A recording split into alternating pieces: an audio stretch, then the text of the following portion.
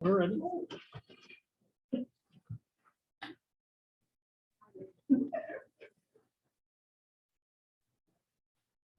Okay, I am going to open our meeting tonight. This is the open session prior to the board's closed session. Want to check to see if there are any public comments in the audience or online. I've received no public comment cards. Okay, seeing no public comments, the board will adjourn to closed session. Thank you.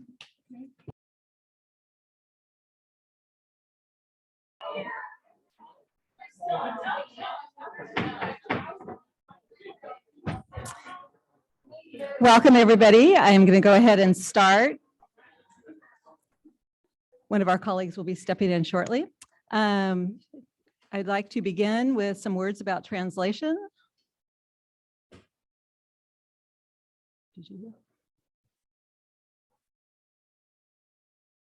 Loris, did you hear? Did she just step out?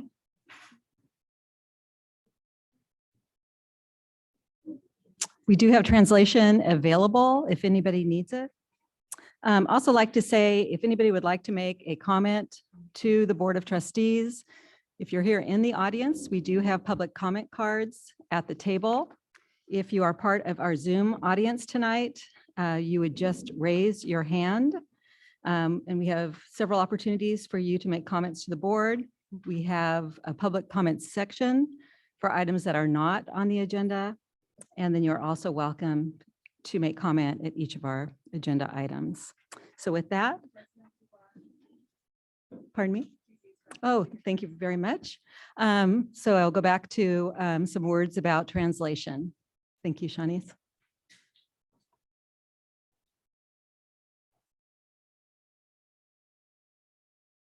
Yeah, she's getting organized.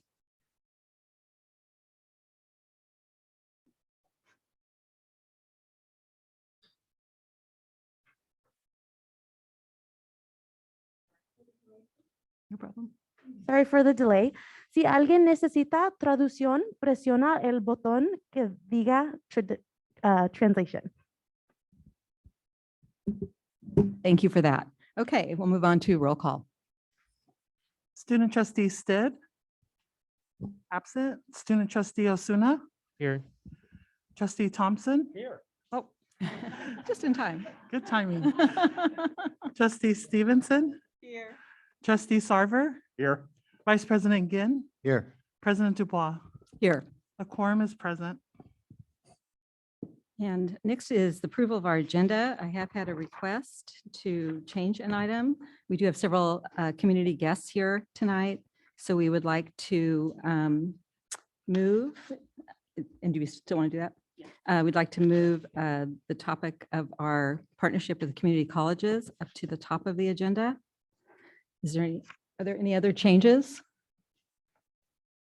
everybody okay with that change? So just specifically removing which item? It is, I thought I had it written down, and I don't. 15.2, thank you. Removing it where? Moving it to the top of the agenda, first item. Okay. Is that okay? Sure. All right. Can I get a motion to approve our agenda? I move to approve the agenda with the recommended change. Thank you. And a second? I second. Shawnee seconds. Thank you very much. All in favor? Aye. Okay. All right. And that motion passes. We do not have a report out from our closed session. So next is approval of our consent agenda. Huh? No, no, after consent. Okay. I'd like to pull item 7.6 from the consent agenda. Okay, 7.6. Any other changes? No other changes? Thank you. So could I have a motion to approve our consent agenda with the exception of item 7.6, which will address that item immediately after the vote? Thank you. And a second? Second. Okay. Roll call. Student trustee Osuna. Yes. Trustee Thompson. Yeah. Trustee Stevenson. Yes. Trustee Sarver. Yes. Vice President Ginn, Yes. President Dubois, Yes. motion carried. Right. Item 7.6. Okay, I pulled this item because of the one book read proposed at Tide. If it's okay with the board, I'd like to start by approving all of the other summer reading programs and then have a discussion and decide separately about the one book read at Tide. So I'd make a motion to approve all of the summer reading, all of item 7.6 with the exception of the proposal from Tide. The proposal from Tide. Okay. Do I have a second? Okay. All in favor? Aye. Aye. Okay. And now for item, So the item that you I- pulled. Yeah, so the one book read proposed by Tide is a book whose author happens to be a local politician. Hopefully we can have the discussion without talking about the politician or their policies. The proposal says one book format, all students and staff will be participating using the same text with the intention of having whole school conversations, an author/local leaders panel, and affinity group conversations relating to community and culture. And the author in this case is a local politician. So my polling the item has nothing to do with the individual politician or their political views as expressed in their book. This is about the ethics around how a school district should interact with politicians. I think an item of this nature sets precedent and should not go through on consent. We should discuss it and probably have a roll call vote because I do think if we approve this, we'll be setting a precedent. As far as I know, we do not have a policy on how the district will interact with politicians. If we did, I believe the policy would include the following topics and maybe others. Paying money to the politician, endorsing the politician, distributing materials to students, and providing the politician with access to students during the school day. I don't know whether the books that are proposed for the Tide one book read are being donated, but if not, the district would be paying potentially thousands of dollars to local politician. By distributing the books to students, the district is implicitly or perhaps explicitly endorsing the politician and their views. And finally, the proposal provides the politician with access to students during the school day when they're required by law to be there, where the person will speak with students about the ideas in their books, in their book, to one book. Again, I don't believe that we currently have a policy about this, and we don't have time to develop one before a decision is needed on this item. But I believe that if we did have a policy about the ethics, about how the school district should interact with politicians, the Tide proposal would be outside of what we would support with our policy. So. Okay. So thank you for bringing this to the board's attention, and you're recommending a roll call vote. Well, I think we should have discussion. Okay.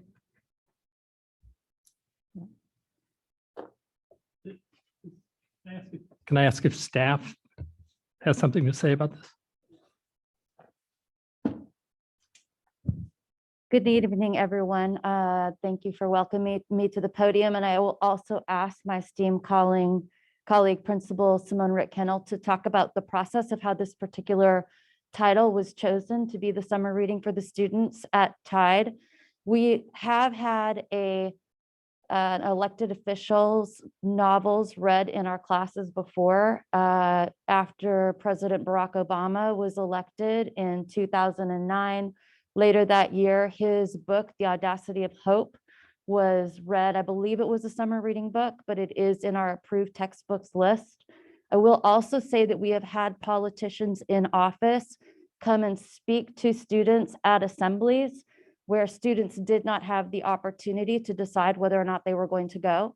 And so over the course of the years, at least while I have been here, we have heard from then President George W. Bush, then Governor Arnold Schwarzenegger, and most recently, then Secretary of Education, although that itself is an appointed position that he got after he was a politician in Chicago, Arnie Duncan. So I'm going to turn it over in just a second to Simone to talk about Ms. Kennel, to talk about how that book was chosen. But I also want to give props to Trustee Ginn, because he let me know that this was going to be on the agenda at the beginning of the week. And I very much appreciate his willingness to let me come prepared with comments for you tonight. I did not know that Audacity of Hope was on the reading list until after we got off the phone and he suggested that I look. So Simone, Ms. Kennel, would you speak a little bit about how this book was chosen? Yes. Please, for the record.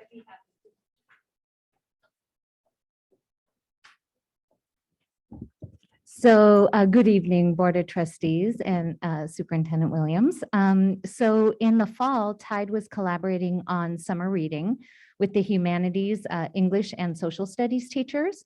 And one of our teachers said, wouldn't it be great if students could read literature from a local author? One of our teachers on staff, Ms. Sesenya, happened to know of a local author who wrote a book. And that was the author of Hentification.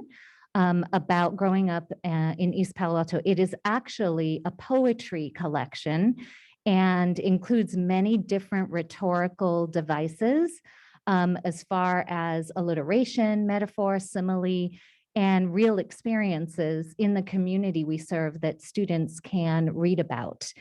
There was no mention of a politician was interest. It was teacher-generated ideas. So we invited Mr. Lopez to a meeting to come and talk about the book, about the poetry, about the thought, about the creation. And the team of teachers decided and recommended to me that this is a book we could all read. It goes in line curricularly with the cross-curricular projects we would like to do in the humanities and in the art program. That's something we really want to establish at Tide.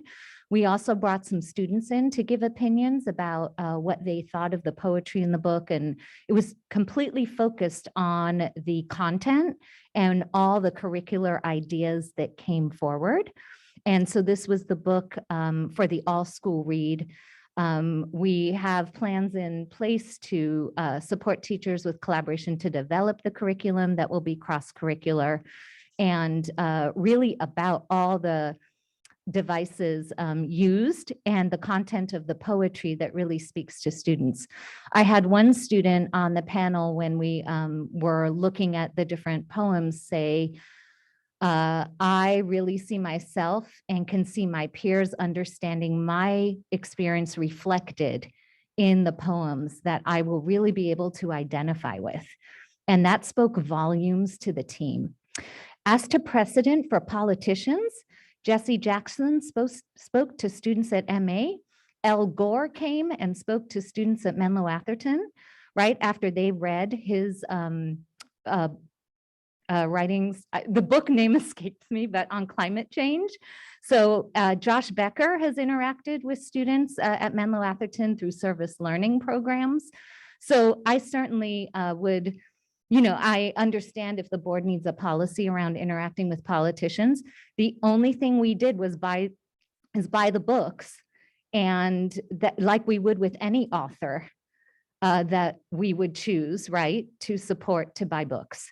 There's no exchange of any other money in any other way except for an offer to guest lecture or speak to the students about writing, so they have an opportunity to speak to a real life author about writing a book. So I'm happy to answer any other questions if you have them. Yeah, I think it's more probably a comment to the board. I think in most cases when we have local electeds come to speak to our students, it's in the capacity of their role. So it's really common to have mayors of the different jurisdictions come and speak. I think even sometimes when we have these really high officials, like when Arnie Duncan came, it was more of an update of what's going on. I think this case is different because the way and I know we don't have, I guess we need a policy. I think that when we're working with our local elected officials, it needs to be in a very even way. There was just a situation that came up recently. We were going to give somebody an award, and I was concerned about that because we give this one person award, what about another elected, right? And then luckily, Shawnee's had the same concern. So I believe we're not doing that award. So we need to work in a more even way because I see that we're giving a platform to a local elected person that we might not give to his colleagues. And it's a local person that will be on the ballot. So it doesn't seem This is an unusual case. It's not like he's coming in to just talk about his role as an elected, right? He's not coming in to speak about his role. as That's an what I'm saying. elected- That's the way we normally, that's the way Yeah. we would normally, right? And that's okay. If an elected comes in to talk about what it's like to be mayor, what it's like to be on a city council, how to run for city council, that's normally how we interact with electeds. This is giving a huge platform to a locally elected person purchasing his books and having an entire school read. So, Trustee Dubois, I just Mhm. wanted to say that I think it's actually perhaps more of a board discussion when politicians are coming in to talk about politics than it is when somebody who happens to be a I politician. wasn't saying politics. I was saying like when Arnie Duncan came, he was talking about what was going on, right, in his department. He was talking about politics. That's yeah. his department. When Arnold Schwarzenegger came, it was because he just passed the bill on the seatbelt law. I would say that this could be different because this book is about his experience growing up as a young man in East Palo Alto. It is not about his experience as a politician, which to your argument, I think makes even more of a case for it when in comparison with other politicians. But my like argument is them. working in an equal way with his colleagues on city council. That's my argument, Sorry, right? say that again? So normally we work in a very even way. So like with maybe all of his colleagues on city council, or we work in, it's a more, I hear I gave that. that if it example were about the about award. politics, but this is not about politics. It's about being a Latino kid in East Palo Alto. sorry, it's hard in just a few minutes to make my point. So I think Sorry. you may have missed it. I just want to say that I just want to commend our principal also, and then our teachers as well, because this is exactly what we want for our students, is to be able to have critical conversations from a balanced perspective. And so we want to trust our elected officials as well as our educators who are before our students every day to make positive impressions and decisions about the curriculum that they bring forth in the classroom.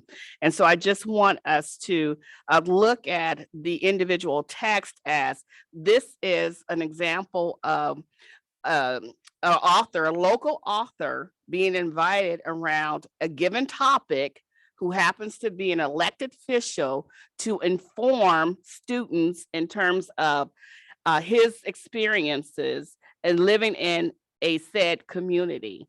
And so I think a lot can be learned and shared. And I think everything that we're presenting here is of merit, but what it underscores most is that the importance of having a balanced argument and also allowing students to make their decisions, because that's what we want our students to do, be able to advocate, be able to critically think, be able to reason well. And this platform will allow all those things to happen.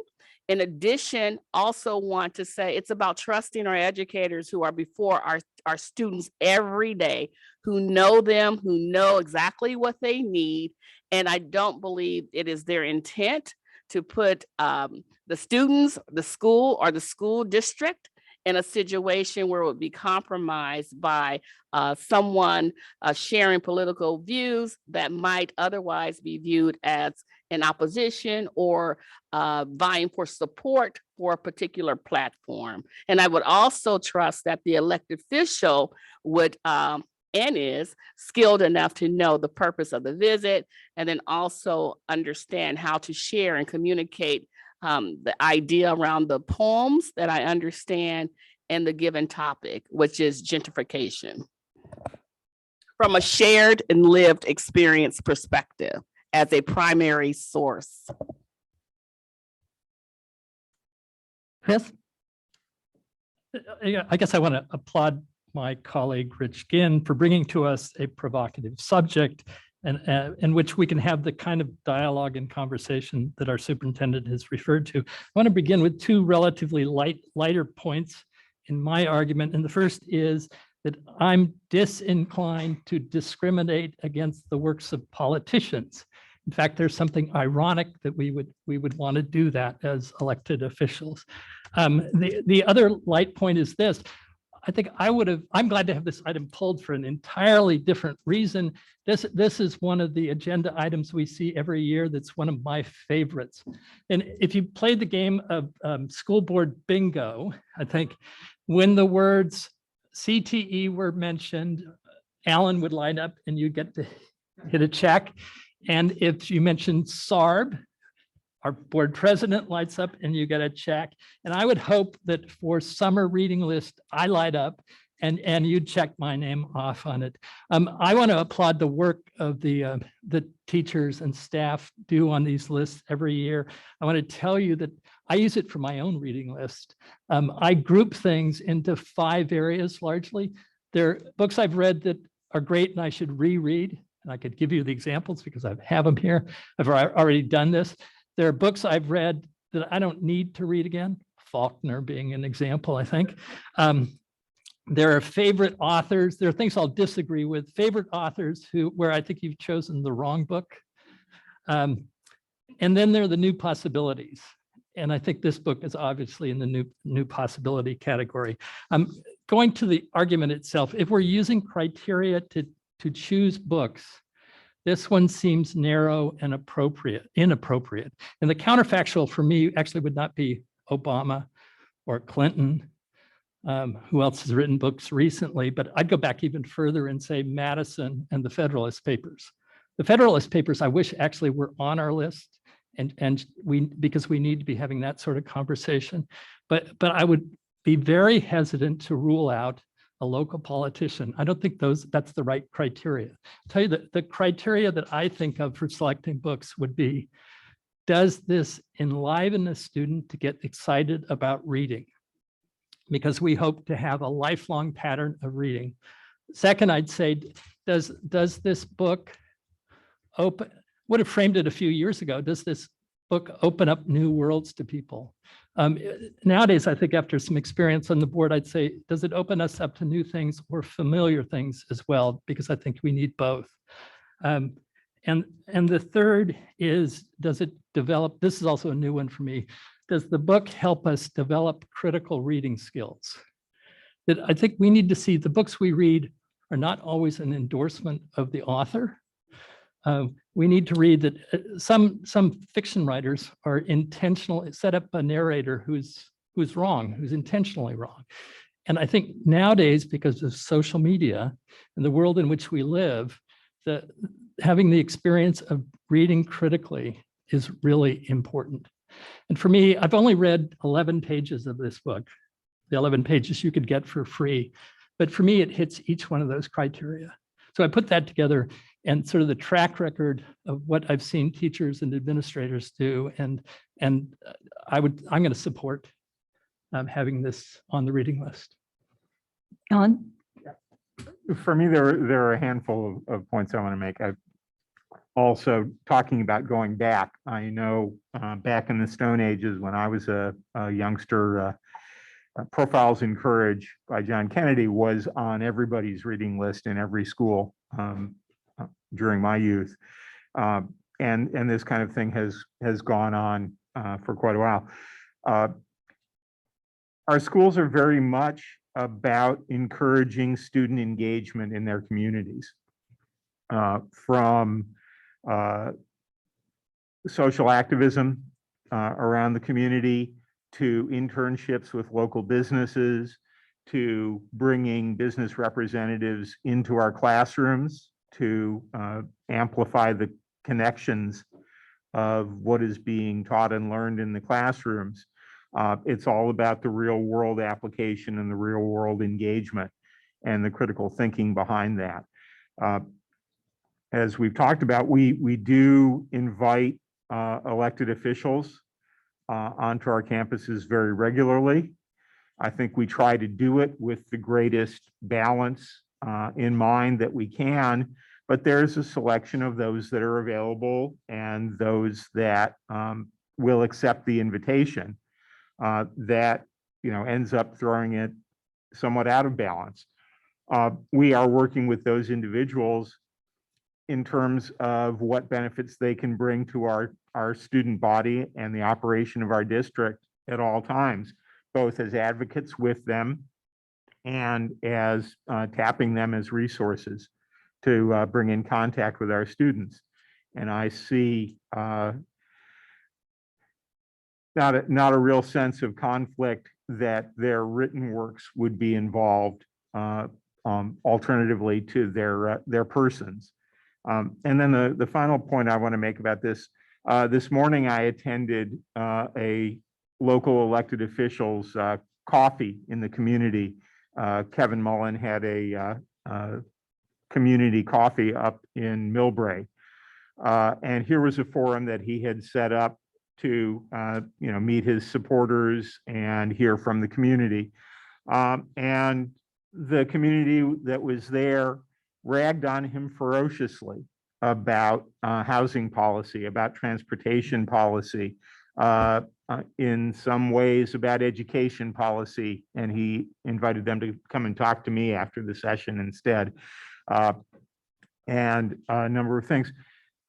It was a forum in which he had put a very positive light on being in front of a voting audience. And it was a very frank, honest, open, critical session.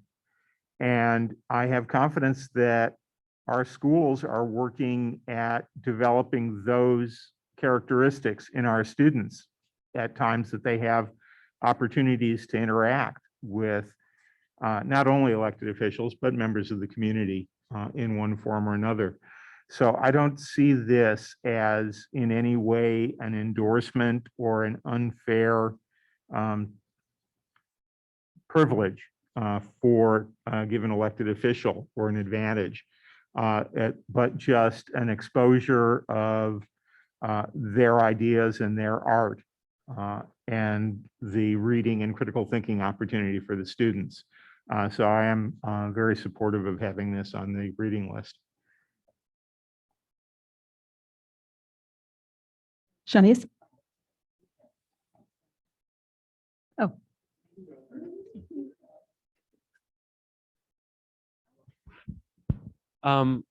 Thank you. I really like what you two just said, and I really appreciate you both sharing that. In class, I want to point out one book specifically, and I think the English folks in this room will know what I mean. Huck Finn. We read that in class, and I'm not, I read it, and it's American literature, and it's part of our history.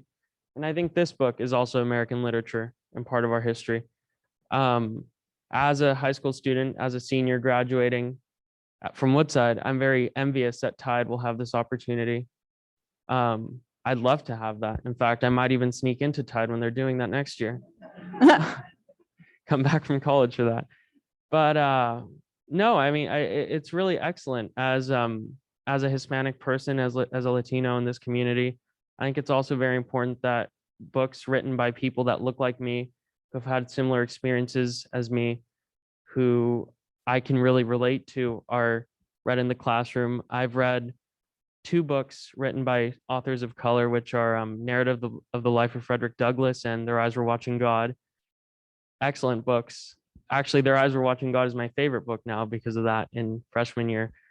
Yeah, I hope that the board will approve this. I hope that that we can have something like this, more like this.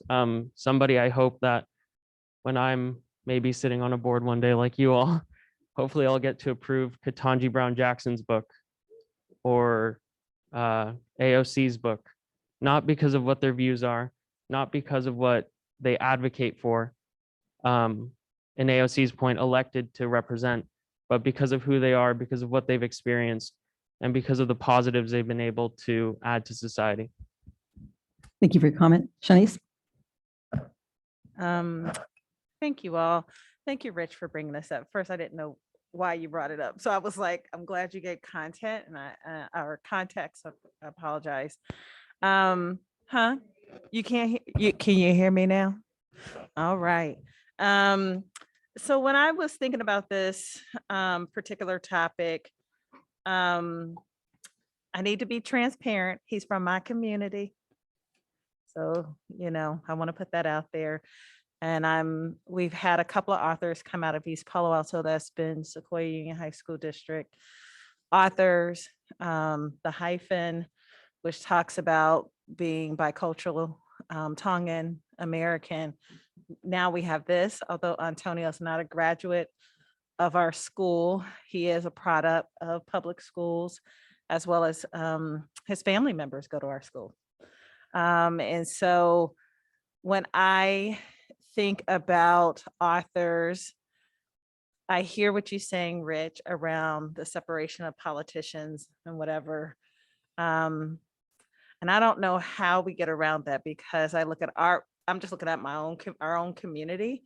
They're so intertwined. I mean, we got the Congressman, Josh Becker's child going to our school. like I don't know how you separate all this. I just think it's a lot of dual relationships. But what I'm gonna hold on to is when I think about this particular, if I just look at this as a singular opportunity, it's actually about poetry, and his love for education. And when I think about that alone, I think it's appropriate to have it in the classroom. And we need to be stewards over what our children see and do. And so I would think that a professional teacher, not someone who just showed up one day and became a teacher, but actually been trained, knows how to hold that classroom and keep it protected from any propaganda, any grandstanding, and be able to make sure that that classroom is not only physically safe, emotionally safe, but meet the standards of the curriculum that's set out from our state.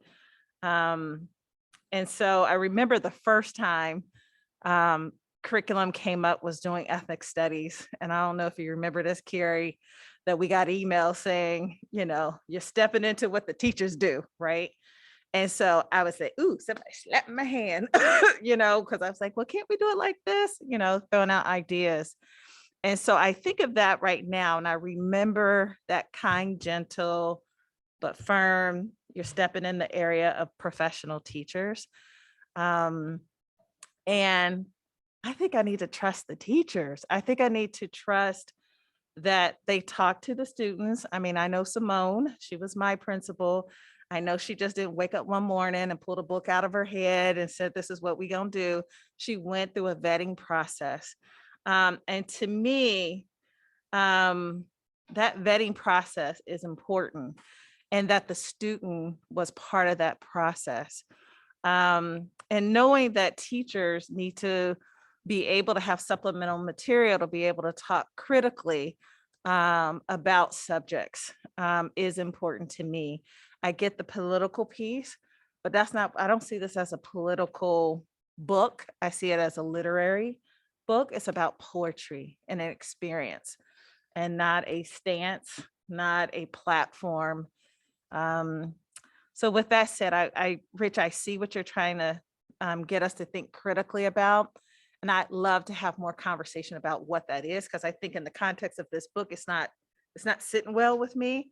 But I do think if we're going to be stewards of, our classrooms and things of that sort, let's create some standards around that and maybe some practices, but let's do that in partnership with the teachers and the students to come up with what that looks like.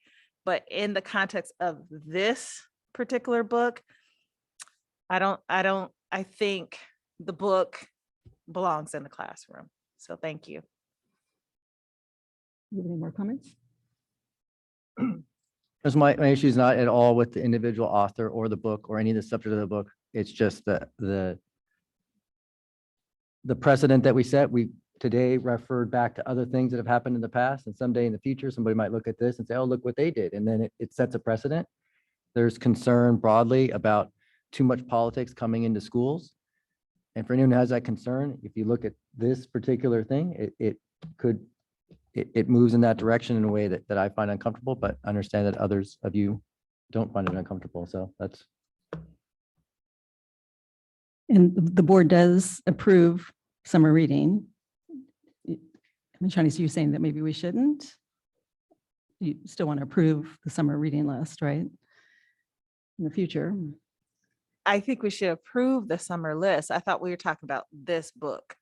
Because you're as saying you being on the list. but in general, you I want to thought approve we it. were, I thought, Yeah. maybe, let me make sure I said what I was supposed to say. I'm talking about this book. Yeah, I thought you said in general, you want to just really No, trust. what I said is I'm going to trust the teacher that went through a Okay. vetting process. Yeah. This, personally, I've read some of the things, and there's lots of things about the book that different books that have been on our list that kind of, like that I'm not ready for that topic for my child. And yet, I know my kid needs to have critical thinking. When I think about this book, which is gentrification, and I actually went back and let me find the book because I didn't read it. I was like, let me look at it, let me see if there's anything in here that's valid as to platform, political stance, propaganda, those kinds of things. That's not what I saw in this book. Thank you. And so if you're going to ask me a question about this book, I feel like I can trust that hearing what Ms. Kennel talked about and the vetting process it went through, I'm going to trust the teacher here. Thank you. Still want to do a roll call vote on this? And that doesn't mean you can't bring it up next time if there's something else that comes up, right? Yeah. Doesn't matter. You don't care? You, because you asked for it in the beginning. I think I'll go ahead and do a roll call. Is there a motion and a second? Sorry. You have a motion? I've received no public comment cards for this I don't item. have any public. You have one online. Yeah, there does seem to be one hand up. There's one hand up online. Antonio Lopez, the author of the book. Go ahead. Good afternoon. Can everyone hear me? Hello, can everybody hear me? Antonio, You have to talk really loud. Can you hear me? Our audio is not perfect. Can you hear me? Hello? We can barely hear. Can't hear. How about now? Can you hear me now? How about now? Hello? Antonio. I think it's your connection. Can you hear me? Hold on. I'm going to try again.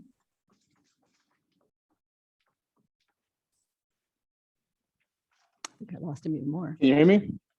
Yes. All right, I was in the basement, my bad. Good afternoon, everyone. Board trustees, my name is Antonio Lopez. I am indeed the author of the book, and I want to just commend Rich Ginn and everyone for just creating a thought-provoking discussion. I'm someone who always tries to see the silver lining in conversations, taking the personal out of it. And I see a sincere attempt to just talk about the politics versus the artistic and where do we draw that line. I want to say something that's pretty obvious. We wear many hats in EPA, in cities of color, because there are so few of us fighting the good fight, as it were. And just as a factual basis, I published the book years before I ran for office. My endeavor into politics was because of COVID, but long before that, I was an artist, right? So in the same way that someone is an engineer, someone is a doctor, my profession is art. And so for me, this question is less about grandstanding, is less about saying to what my platform is. It's about sharing my experiences as a kid in the inner city, as someone who lived through the kinds of issues of inequality,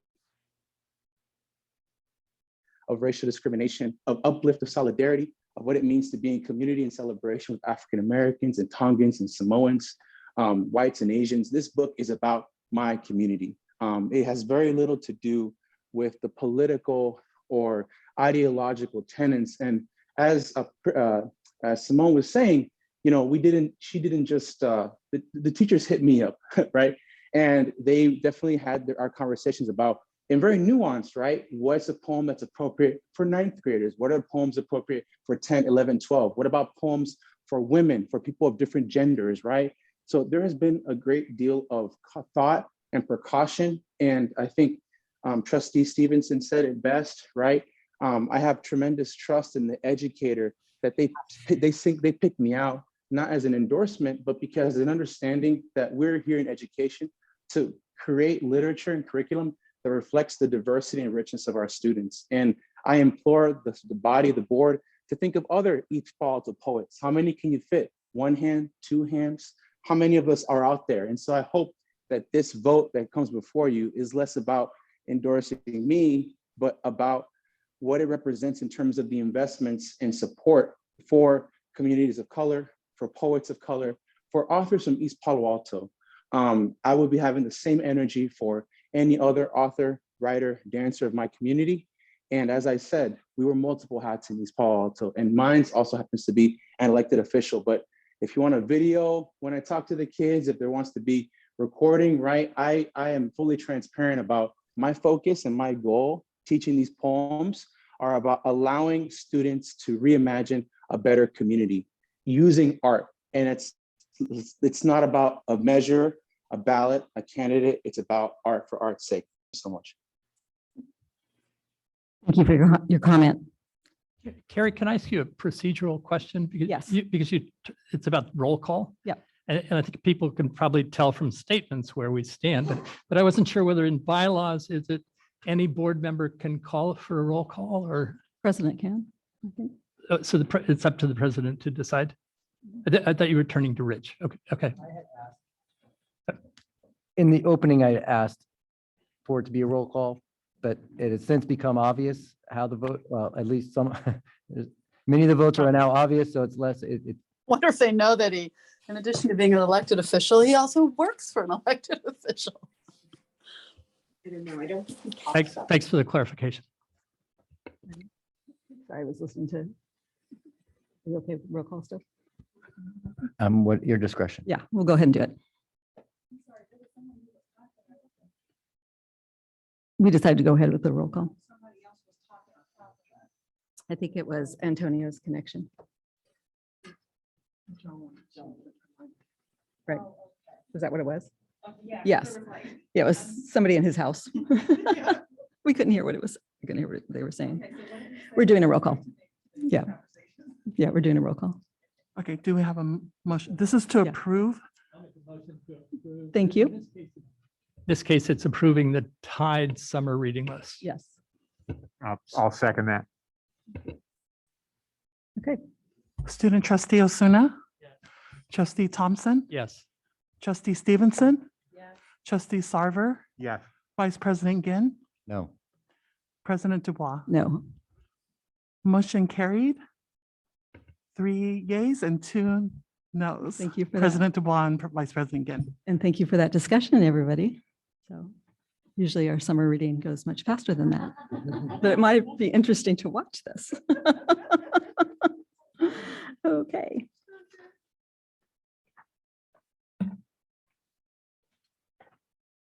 Okay, I believe our next item is, pardon me?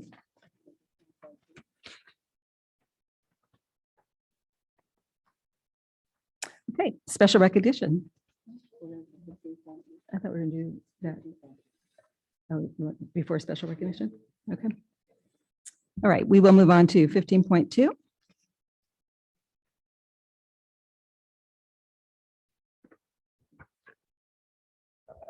We are, good afternoon, good evening, everyone. We have some special guests with us this evening. We are also excited about the information we're going to share about our Living the Promise initiative, in which we are in collaboration and partnership with none other than Kenyatta College. Yay! And we have representation. We have Chancellor Mike Clare in the house with us, and also Interim President Kim Lopez. In addition to our partnership with Kenyatta College, we also will be looking at guaranteed enrollment, matriculating from Sequoia Union High School District to Kenyatta College to San Francisco State University. And we do have Dr. Jamila Moore representing San Francisco State University. And as another option and pathway is also our partnership and collaboration with our other university, which is also East Bay, California State University, East Bay. And so we are very excited this evening to bring forth the initiatives, the tenets of that initiative. You'll hear from each of us in our perspective, but overall, this is an opportunity for us to place equitable opportunities for all students and present a pathway for our students to earn a 4-year college degree. And so we also know that it's no one size fit all. We may choose to advance directly to a 4-year college. And then some of us may decide that we want to make sure that we go through the 2-year and then we advance on or matriculate to the 4-year. In addition, it is very important for us to start to look at what does it mean to be college ready? In our climate now where things have shifted in terms of requirements for college admission, in terms of the prerequisite assessments, the SAT, ACT, our A through G requirements for our Cal States and our UCs, we know that there are different profiles now, which reflect a student who is competitive. And so our hope within this initiative is that we are drilling down on what does it look like to create a student who is truly ready for college and career advancement. How do we prepare? What pathways might we offer? And then also, what is the outcome and opportunity for every student within this district who so chooses to pursue a 2-year or a 4-year degree, or even to attend technical college. And so with all of us working together, we have come up with what is called Living the Promise initiative, which means that we all have a promise to move further and to advance to college, to advance in our career. And we want to make sure that we are providing the right opportunities, resources, and skills for all of our students so that they may accomplish that goal and live the promise. Bonnie Hanson is going to come. Thank She's you. going to walk us through each element and tenet of this joint agreement. All right, thank you, Dr. Williams. Before we move completely away from summer reading, I just have to say that this is my 8th year presenting the summer reading list, and never has an author called in to talk about their book. However you feel about it, and then I thought about it, wow, that's never happened before. And then I thought, well, a lot of those authors have passed on to, anyways. So we are here this evening to talk about the MOU, and I'm so very excited about it because it really, I'll just say in a sentence, the hope is that it takes the mystery out of the college going, career going process for our students. It looks at embracing them. We've got Ravenswood and Redwood City School Boards looking at joining this initiative as well. How do we take students from middle school all the way up through their post-secondary education in a way that is coherent, that makes sense to them, whatever their background, whatever their dreams for the future? How are we a part of them, leaving us with the most opportunities possible? I'm going to go quickly through the reasons and the tenets of the agreement because the more interesting people are sitting in the audience. Although I will say one thing that you won't be able to tell from this presentation is I really feel like the stars have aligned. I have worked with Dr. Moore and Dr. Claire and Ms. Lopez in prior roles, every one of them, and they are all people who get stuff done. So this is not as an MOU before you this evening that we will dust off in 3 years and say, oh, I remember when we did that, whatever happened with that. These are all people who walk their talk and are movers and shakers. And then the last thing I'll say about Dr. Claire is, in addition to the fact that he is a mover and a shaker and gets things done for kids at work, I was a principal at Sequoia High School when his daughter was a student there, and he sends a fabulous product to school every day. So we've got some user error. What am I supposed to be hitting to advance this slide? No luck. Would you mind advance that? Thank you, Josue. Thank you for helping me out. So in short, the purpose is to increase the number of our students who matriculate to post-secondary high education. This partnership is specifically with the 3 universities that we've spoken about already, but it is by no means limited to those universities. It's about making sure students from middle school and high school understand what the opportunities are out there and that we help them to access them early on and in the most positive ways possible. We want to develop aspirational leaders who are rooted in equity, advocacy, social justice, and anti-racism. That's for the adults. Increase the number of our students participating in the early college process with intentional focus on students who've been underrepresented in college graduation, but not exclusively. We want that for all of our students. It's just since we have some groups of students for whom it happens less regularly at the other end, we want to keep a careful eye on them, kind of like what the state has us do with unduplicated students in the LCAP. We want to establish clear and ongoing personalized communication with our families about high school graduation. When I'm an eighth grader, what's an opportunity? What are the opportunities I have when I get to high school? And then at the other end, what are the opportunities that I have when I'm leaving these hallowed halls for bigger and better things? Establish early college access. We know that students who have a college experience while they're in middle school and high school have a much higher success rate when they get to college and post-collegiate levels. It's not unfamiliar, it's not scary to them. We also know that students usually fare better on the college course track than they do on the AP-IB track as far as outcomes at the end. They don't have to pass a test to get the credit for it for college. They get the automatic grade bump. It tends to be a wider swath of our students who access that, although certainly far from enough. We want to establish pathways for our own employees to complete their AAs and BAs or BSs. And we want to leverage the talents and resources of all of our institutions to transform the state of California, our local districts, and the nation. Josue, next slide, please. Thank you. Overview outcomes. Establish targeted outreach for Kenyatta College's Promise Scholars Program from our kids going on to Kenyatta. Establish priority admission for Kenyatta for our students. Establish a joint equity leadership academy, which is going to be kicking off. We've got our first date together on May 6th. I know because my niece is getting married that night and I will miss it, but I can't wait to be at the second one. Build out high school pathways that result in certificates or meet intersegmental general education AGETSI requirements. Grow the number of students taking dual enrollment. Create a posse, and this is different from AVID. We've had tremendous success in our district with AVID, and our rates of students who graduate from that program and then later on complete college are impressive. The difference here is that the posse program takes kids all the way through college. So we're not just tracking them at this level, we're tracking them at the next level as well. My least favorite story about a student leaving here was a friend of my son who went on to Kenyatta College. He got his FAFSA check. He bought 3 pairs of Jordans and decided he'd go to school the next semester, and he never went back, right? So how do we keep kids from doing those sorts of things? How do we guide them through so that, and this kid did fine in high school. He would have been fine in college, so that they don't get lost in the shuffle of that transition. We want to expand the number of high school students participating in the middle college program. To that end, we'd like to hire a director and 2 counselors for that and the Promise Posse program.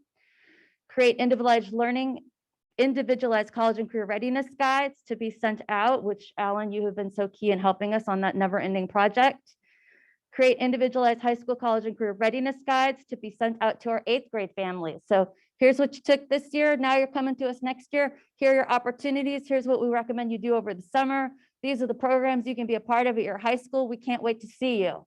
Please, mom and dad, tape that to the refrigerator and refer to it as often as possible. It will be sent out in our 5 primary family languages. Next page, I'm almost done talking. That's a repeat. Develop certificate associate degree pathways with the Sequoia District Adult School. Establishing and developing our own program like we have right now for people who want to be teachers and people who want to be admin to complete AAs and BAs, BSs. Establish regular procedures to maximize the number of seniors who annually complete the CCC Apply application. Establish regular procedures to facilitate the completion of the FAFSA or DREAM Act application for every high school senior. Establish or modify data sharing agreements to allow for active outreach and recruitment of students without giving away things that we're not allowed to give, like student home addresses. We've already got a really cool thing that we're doing this week on that regard. We're sending out an email via the district congratulating every student and letting them know that they have indeed met the requirement for going to Kenyatta College next year. Doesn't give away a home address. Kids get the info. It's one more step towards making it readily accessible for them. I want to take credit for that, but that was Kim Lopez's idea. Let's see, establish articulation and or dual enrollment opportunities for Sequoia adult school students to earn college credit and promote CTE pathways that they can become involved in at Kenyatta College.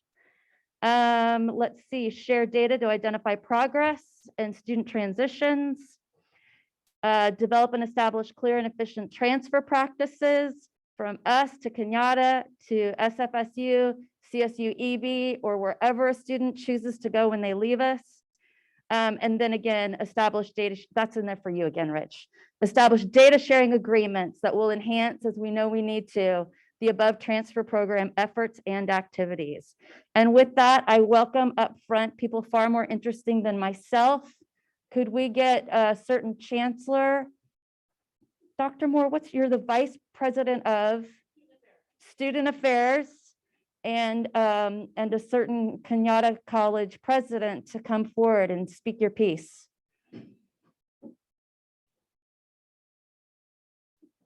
And as they come, I would just like to just commend our collaboration.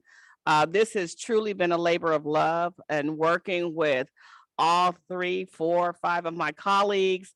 Back a few months ago, we were given this charge to see how can we partner in terms of increasing opportunities for our students to attend college, looking at preparation, also being able to evaluate what does it mean to really prepare students not only for college, but for high school. What are those prerequisite courses, those prerequisite skills that are needed to ensure that not only that students are successful in high school, but as they matriculate to Sequoia Union High School District, these are the skills that you are expected to come with. And if not, then we have a pathway to support you in developing those skills. So I want to underscore that this initiative not only supports the college promise or career promise, it supports the process of making explicit what the expectations are to parents and students, and then to our partner districts, our expectations of excellence for all of our students, but also the support and the guidance that we are able to provide to help them get there.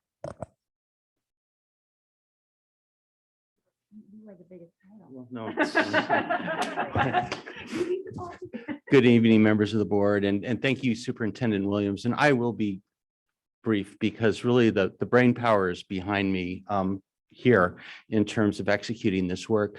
First of all, I'm pleased to announce, I can announce this publicly, that we can now drop pending board approval, the title interim from Kim Lopez. She will be the next president of Kenyatta College. And standing next to her is the person that preceded her as president of Kenyatta College. So Kenyatta is very well represented. I will tell you that I am from this area. I represent 3 generations of graduates from your high school district, starting with my parents, my wife and I, and my children. And we all, this is really special to me because we all took that walk to community college and then either to Cal State East Bay or to San Francisco State. That was our path. And I'm not going to bore you with my family stories, but it all worked out extraordinarily well. So this is near and dear to my heart. I think of my own self, class of 1980, Sequoia High, accidentally put on a purple tie tonight. I wasn't even thinking, but there I am. And I'm thinking, I was so fortunate because my own father was a faculty member at Kenyatta. So I had that pathway built in for me. I had that advantage.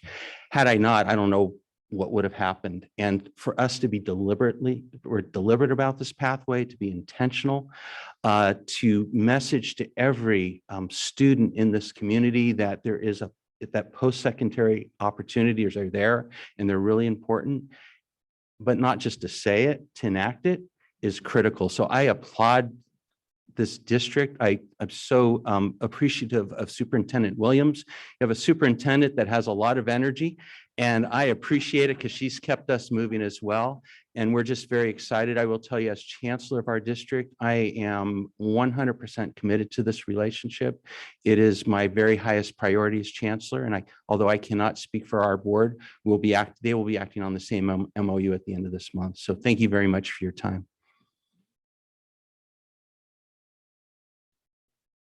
Good evening. Thank you so much for the opportunity to be here, especially for this particular item. You know, it really does take a village, and I'm so excited to be a member of the village as we do this work. I'm here representing President Lynn Mahoney from San Francisco State University. I recently left Kenyatta, and I've left it in very good hands, and have joined the San Francisco State team as their Vice President of Student Affairs and Enrollment Management.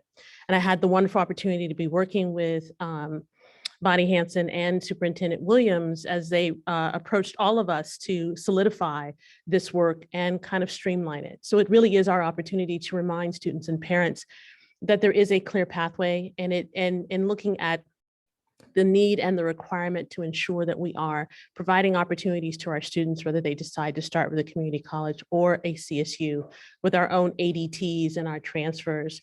We are excited about carving out an intentional pathway and ensuring that students and parents have access to data, but also access to critical information.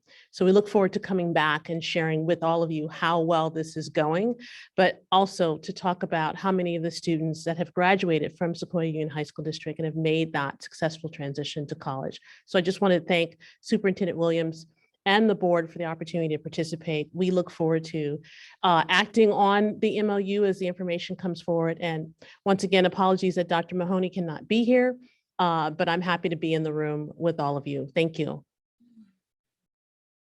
Thank you, Dr. Moore. Hello, everybody. I'll be real quick because I know we've been on this agenda item from quite a bit and you've learned a lot about our MOU, but I just want to reiterate that we started this conversation, Superintendent Williams and I, in August when we were both just starting our new posts. And I'm so grateful. I've been able to work with Bonnie now for 11 years. I started at Kenyatta in 2011 and now I'm so honored that I'd be able to serve as the president. And I think one of our just through the last few months, our conversations, this MOU just kind of gave birth to itself, right? Because we kept thinking of all these different ideas of how we can improve and strengthen our relationship. And I think at the heart of it, we believe that every single Sequoia Union High School District student deserves to go to college. And we also recognize that it is not easy, that there are many barriers to going to college. One of them is just applying, submitting your FAFSA or your DREAM Act or submitting your applications, and that it starts really early and that it's on us as your institutions, as your home institutions, to make it easier for you. So this is really the heart and the intent of this MOU. It's for 5 years. I imagine it's going to go through many reiterations as we go through and we learn. And we look forward every year to coming back and giving you a progress report on what we did, what we tried, what worked, what didn't work, and just see how the relationship grows. And hopefully you see the impact in the students that we serve. So thank you so much for this opportunity. Thanks. And in addition, real quickly, I just want to acknowledge we do have a planning committee. In addition to Bonnie Hanson, we would like to appreciate Kristen Stout, who is now serving as the interim principal at Sequoia High School. Also Stephanie Ogden, wanting to make sure that this opportunity remains extended to our students who are in the continuation alternative ed program. And she kept us true to that task and commitment. And then also our principal, Jonathan Fu, who works with our adult school. They were also a part of the planning committee. And so this could not have come forth without their insight, and also making sure that we included all students to keep our commitment to equitable experiences and opportunities for our students. Thank you. Okay, thank you so much for that. And thank you for this presentation. I am so excited, especially about this lifting up of our kids that go to community college. Every year at graduation, there are kids that apologize and parents that apologize.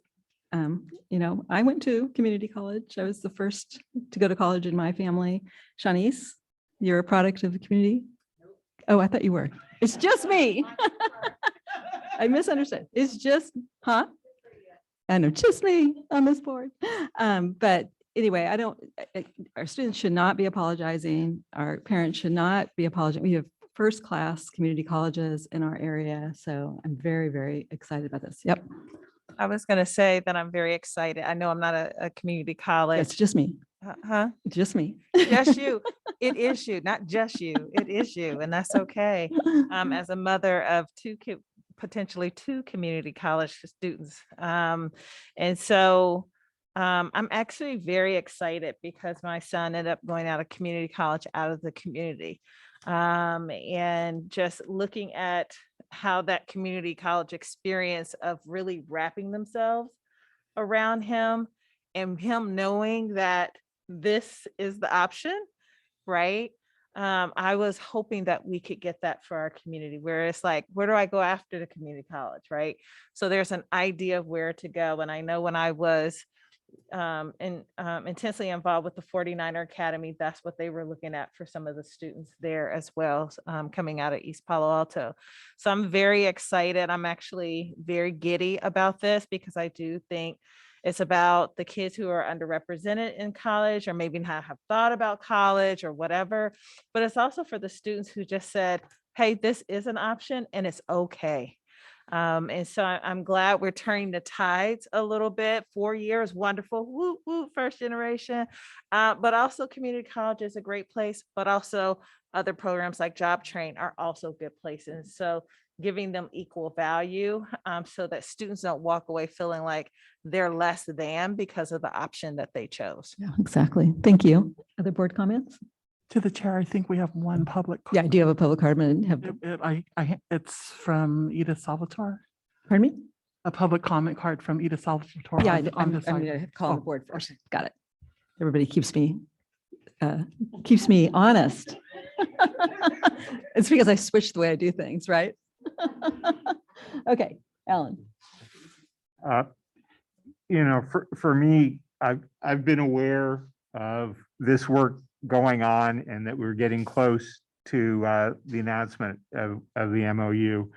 And I've seen so many pieces of the work that we've been doing, the ways in which we've been striving to get more dual enrollment, more concurrent enrollment, more partnership on our campuses, on the community college campuses, the efforts that have been ongoing to expand the presence at the middle college, the number of other things. And I knew it was finally all coming together and it was going to be on this week's agenda. And then when I had the chance to read the full MOU, it actually brought tears to my eyes because it's not just the way that it encompasses so many of the things that we've been working so hard to move forward on for years. But some of the things that were in there, first of all, committing to new personnel positions, resources to make sure these things go in place and the progress is there. The coordinated data transfer and tracking, both between the middle schools and our high schools, and between our high schools and the post-secondary opportunities. The tracking of post-secondary progress and completion. The opportunities for Sequoia employees to complete their degrees. The real firm commitment of the growth of middle college, and on and on and on. There were a dozen different places in there that I read something that, and this is part of it too, and it's now firmly committed on paper. And to have the group of representatives who not only came here tonight to support this, but who have been involved in the work throughout and who have put the thoughtfulness and the care and the completeness and the commitment behind it to bring this MOU to us is just extraordinary and exciting. I know to the great people within our organization who've been working on this, we've all had many conversations over many years about this goal and the growth of the pre-K through 12 continuum through 16, pre-K through 16 continuum of education that we are striving toward. And to me, this is one of the single most visible cornerstone pieces we've put in place that leverages that entire vision forward. And I simply could not be more excited or prouder. I want to thank everyone who's been involved with that. And I'm so excited that we are committing our district and our partners to move forward with this. Thank you all. Thank you for that. Anyone else? Chris? I'll be quick, but up front, I think I need to declare my bona fides because we've heard from the community college student, we've heard from the community college or prospective parent. I think my father taught at the community college. In fact, his career was spent there and it was perfect. It was a great job. He loved it. And so I came to know the community colleges of Southern California in that way, in the work you do. Also manage a partnership with Foothill between Stanford and Foothill, and have seen some of the promises of that pipeline. So Alan Sarver and I can speak to the fact that this work's been going on for quite a while. And so this is an extraordinary moment of excitement for us. I think the way I think of it, it's actually based upon what a former superintendent of Ravenswood said, who spoke to her concern, even though her district was K-8, she wanted to make sure her kids graduated from high school. And I think as a high school district, we have the same kind of interest in the students of our community and high school students here, that we should take care to make sure they succeed and they're able to graduate from the community college. And if there's a pathway onto a four-year degree, that's in our interest. So very happy to support this. I hope you all from the college and bring back to that board the enthusiasm of this board and staff for this initiative. Thank you for that. Rich? Alice, I've talked in the past about as Alan said, the TK to 16 pathway and how here in our county, we're broken up by age group. We've got the TK to 8 districts, the 9 to 12 districts, and community college districts. And, you know, our data goal that Ms. Hanson referenced earlier is part about trying to make it all act as it was one big unified as best we can, given the way that we have different structures. And this is a huge step in a positive way towards that. And I'm super excited to be part of it as well. Thank you. We do have a public comment from Ida Salvatore.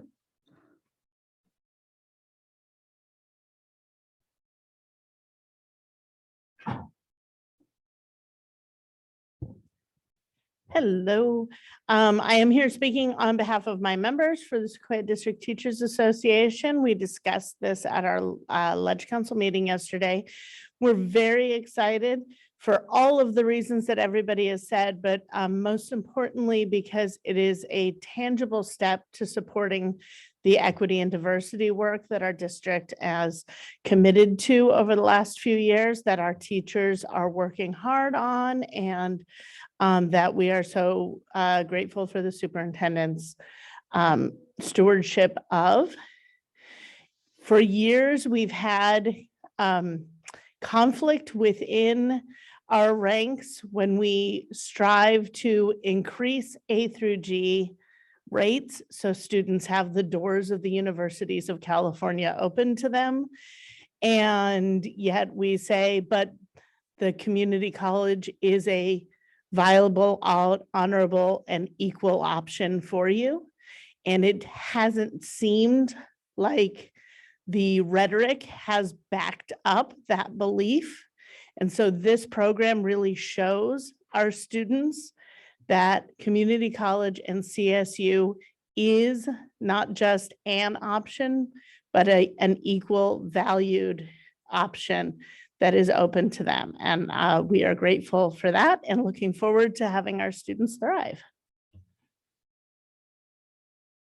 Thank you for your comment. Okay, so everyone has made comments. Okay, so this is an action item. So the motion would be for the board to approve the memorandum of understanding between the Sequoia Union High School District, Kenyatta College, and San Francisco State University. Is there a motion? Well, I spoke so much. I think I will move approval. Okay. And is there a second? I second. Thank you for your second. All in favor? Aye.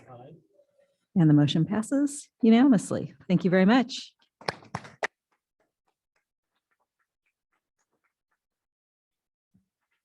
Okay, now back to our regular order of the agenda. And I apologize to those of you who are here for public comment. We are about to get to you fairly soon. We're going to do item 8, special recognition. Our favorite part of the agenda. I mean, everything is important, but it also aligns to our conversation. We would not exist without the work and commitment of our staff members, all of our staff members from operations, our classified team, our certificated team, and then also the talents that they bring, the specialized skills that they bring, in addition to their teaching abilities, and then also their craftsmanship in terms of wanting to support students in their development outside of academic areas as well. And so what I think is really fascinating about this evening's recognition segment is that we have a representation that reflects everything that we just discussed in terms of the partnership with Kenyatta College, also East Bay, San Francisco State, and then hopefully pending with our partner districts. And so I'd like a few folk to come up. We're going to have Stephanie Ogden come up from Redwood.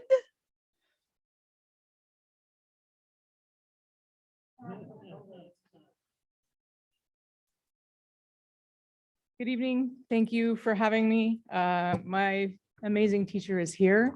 I will say that we have all amazing teachers at Redwood, and we're very happy for that. And you've heard that from me a million times, and I will continue to tell you that because they're really awesome. But I'd like Jim Bender to come up if that's okay. And I'd like to talk about him. Have you stand over here? I don't have to talk behind your back.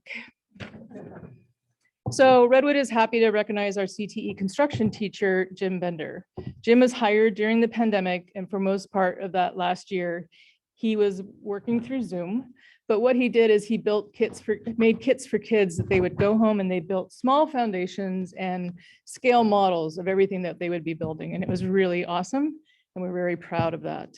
This year he's focused on our green space, which you all know, we have a 3/4 acre green space behind Redwood. And he's worked with students to build our new chicken chateau that will hold 20 chickens, composting bins, and the raised beds.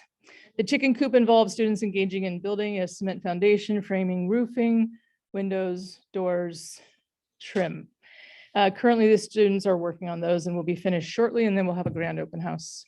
Not only is projects rich in world construction technology, but he's also brought a sense of aesthetic to the projects and craftsman detail to the products. They're really outstanding. Jim has brought in local contractors to donate supplies and work directly with our students.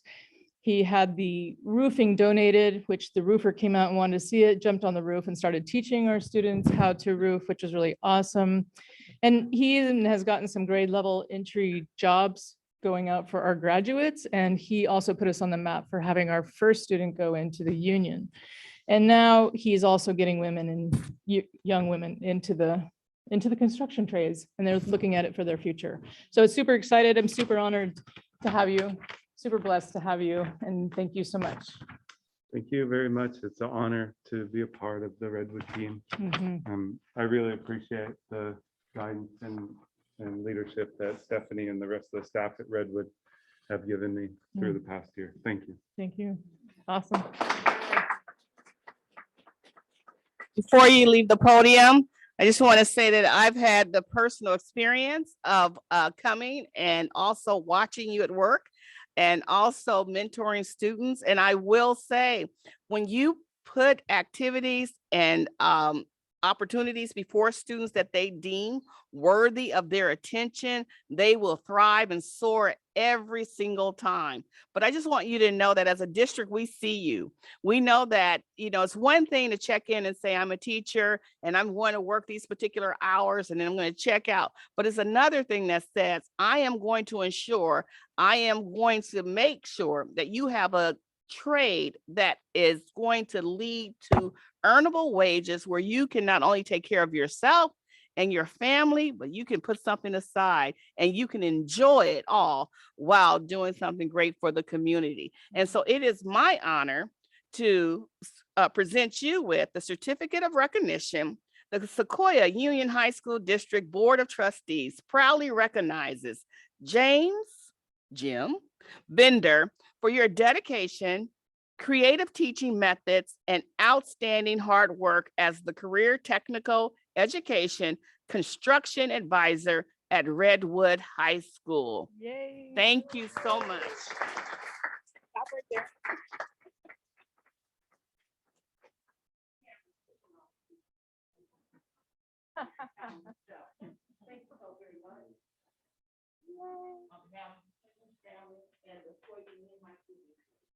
Go Redwood.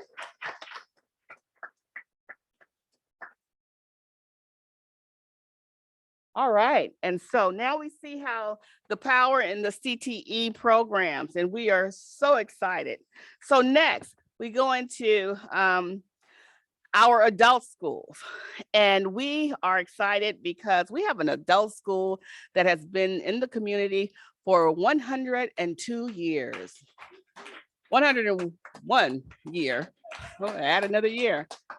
And because of the support and the service that they have provided for the community, ensuring that not only are some of our parents, but community members, but also that our students who need a different type of support were able to secure their high school diploma. And so we commend them for their work within our community.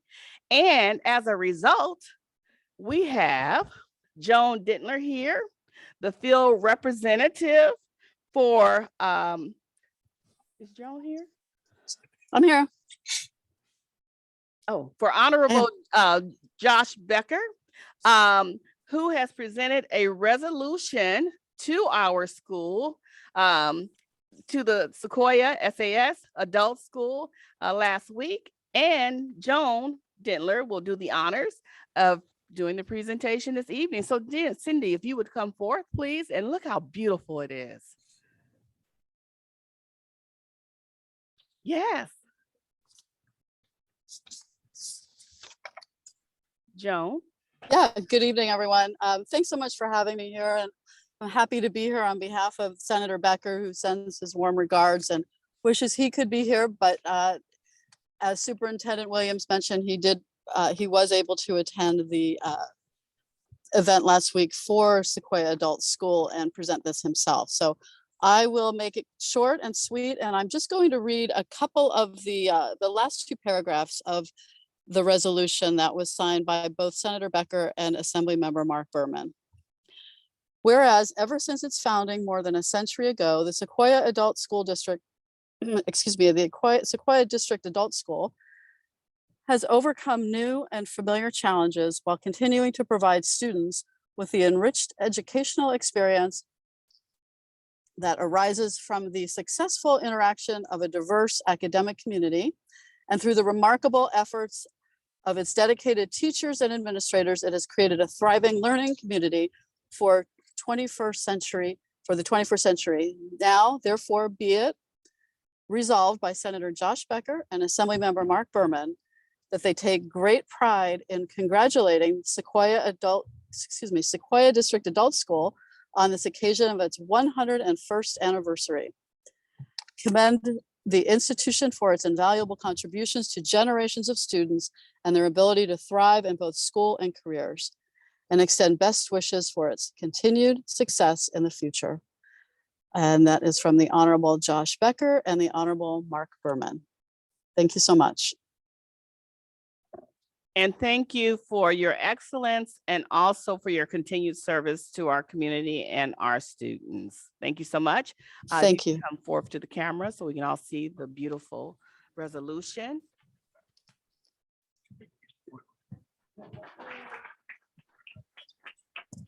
Excellent.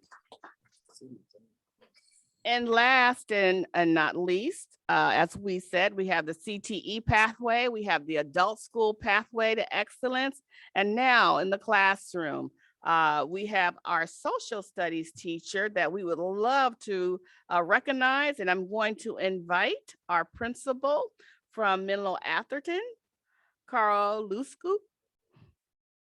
Feel like we should all say, all right. All right, thank you. This has been a really exciting board meeting, actually, lots of fun stuff.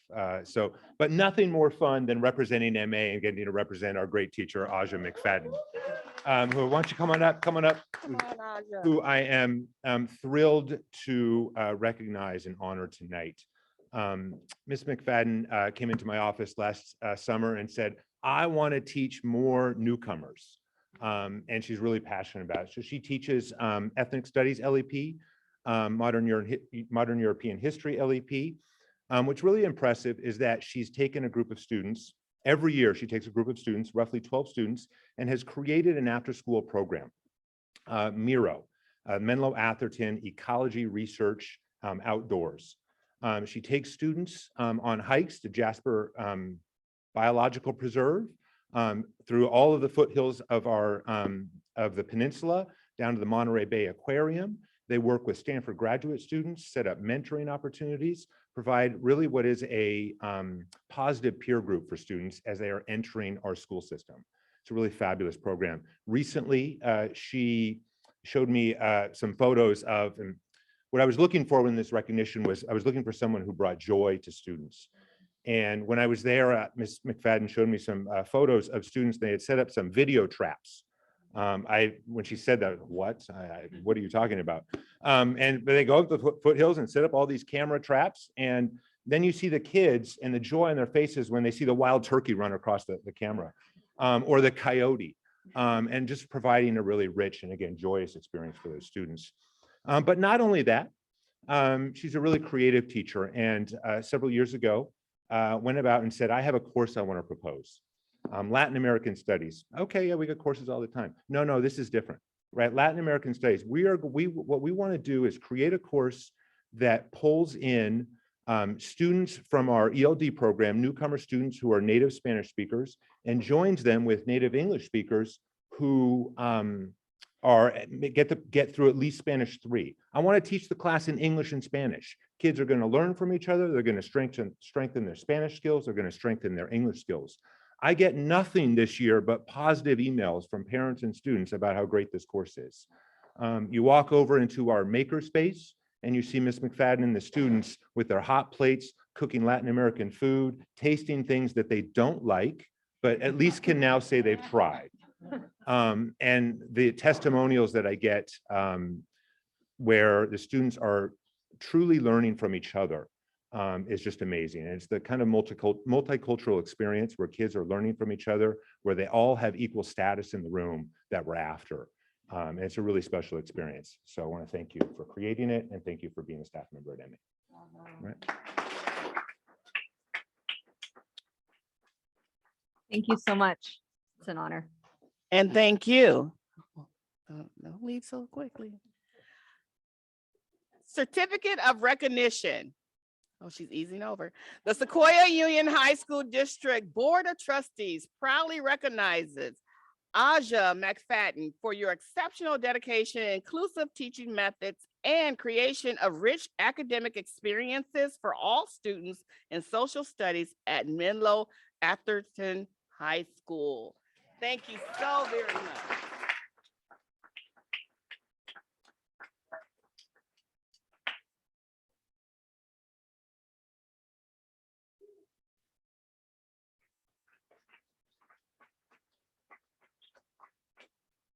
Wow, those were all incredible. Thank you. Okay, we are now on item 9, student trustee comments. All right, good evening. Isabel can't be with us tonight, but I've just got a little bit to share. First off, I didn't write this in my comments, but if I were to give an award like Superintendent Williams just did, I would not give it to the UCs. They have rejected too many of my friends and myself. But it's fine. It's fine. So March was a big month. Many of us seniors heard back from our colleges and had that weight relieved from our shoulders, me included. And some of us are still waiting to hear back, and I pray for them. Isabel, who again can't be with us tonight, and I want to use this opportunity as a reminder to use those adults, to those adults in the room, especially teachers, for your patience and understanding during this exciting and scary time. And again, and thank you all for your support during this time. Now that we've entered the last stretch of the school year, and while senioritis is definitely setting in for a lot of us, myself included again, we have a lot to look forward to, notably prom. With that being said, we're anticipating a strong end to an unprecedented year back from distance learning, and thank all of those who had a hand in making this year as normal as possible. That's it from us. Thank you so much. Okay, and now item 10, comments from the Sequoia District Teachers Association.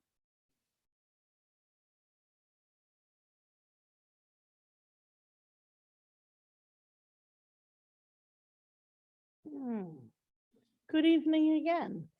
A little update on what SDTA is doing these days. We are in the middle, literally, of our election period. Our ballots are open until 5 p.m. tomorrow. And unless there is an impressive write-in campaign underway, I believe I will continue to be presenting to you for the next 2 years.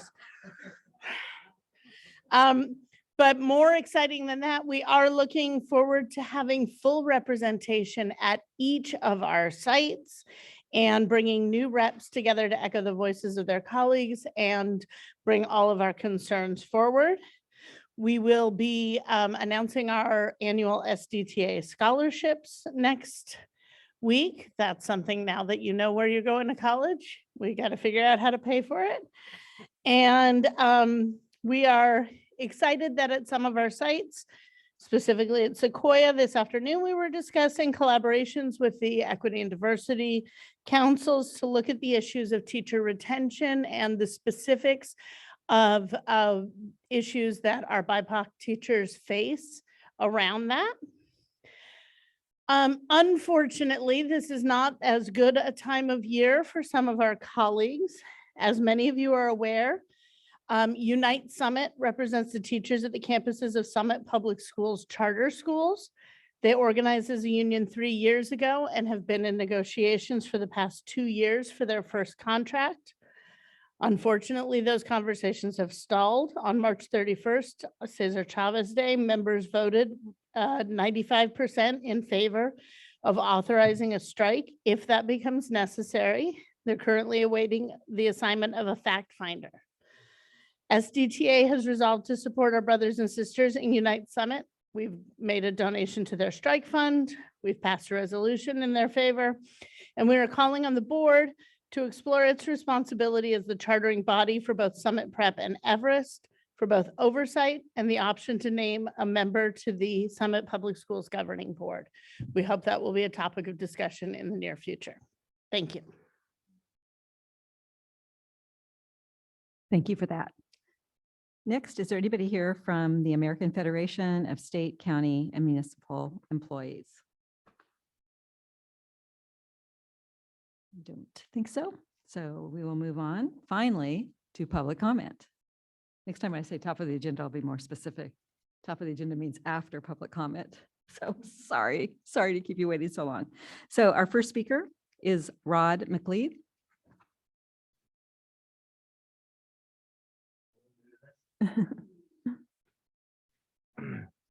All right. Thank you very much for giving me a little bit of time here. And thank you for your service to the community. A lot of us don't get to see these sorts of things. And the broad range of topics and issues that you guys are dealing with is really fantastic. I'm here to talk to you about the sound system at the football field at Menlo Atherton High School.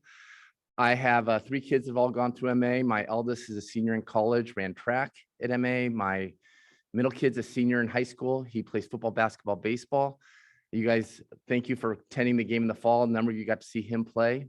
My youngest is a freshman dancer there. Her dance team performed for you guys and hopefully entertained you. And I'll tell you as a parent, I'm incredibly appreciative and I love MA, and not just for my kids, but for all of their friends. And I've been consistently blown away over the years at the way these kids have been able to perform at an A+ level, whether it's athletics, academics, music, dance, theater, whatever it is. And a lot of them, they end up performing at that football field or the soccer field or the lacrosse field. And unfortunately, we don't have a sound system that remotely matches their level of energy, effort, and entertainment that they consistently bring there. The dancers are dancing to music barely audible. In fact, one dance routine last fall resulted in the sound completely cutting out halfway, and the girls delivered close to 2 minutes of dancing a cappella style, which is pretty impressive.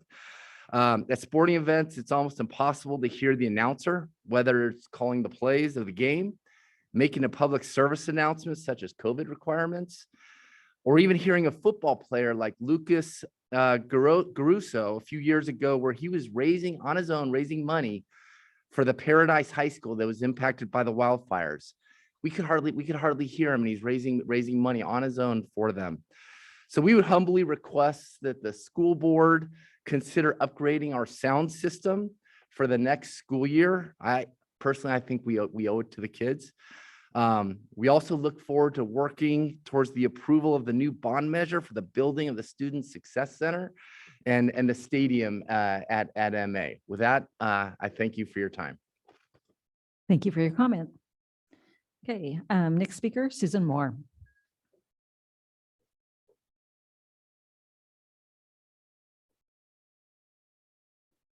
Hi again. Great to see you all. And as Rod said, we were all thrilled to have you at the game, and you are all well aware of the sound system issues. We also understand that this might be more at the school level that this would be taken care of, but we're really hoping for is that there's some sort of collaborative effort so that this gets done sooner rather than later. And then, we were also, as I've expressed, very disappointed about not being able to move forward with the Student Success Center and stadium improvements immediately. But we do understand the need not to disrupt the process at this point. And it does appear that you have some very well thought out foundation and points that are getting out into our community. And the Student Success Center and the new stadium will be great additions to this effort to get the bond passed. So I just have two thoughts that I'd like to share with you as you do move forward with the bond measure. First of all, we'd like you to consider starting now with the architect plans and the approvals that are required, as opposed to waiting until the bond is passed, so that you save time and we don't have to wait for those things to happen before construction can begin. And the second point is, we would like to know how we can help pass that bond, meaning our contingent that's interested in seeing this done, but not only that, but all the other improvements that you're looking for after this bond is passed. So I know you can't comment now, but if you can let me know in some way, if there is some way that we can be of help in passing that bond, we're very interested in hearing about that. Thank you so much. Thank you for your comments. Okay, we are now on item 14, discussion items. Oh, sorry, information items, number 12, Community Day Alternative Education Services.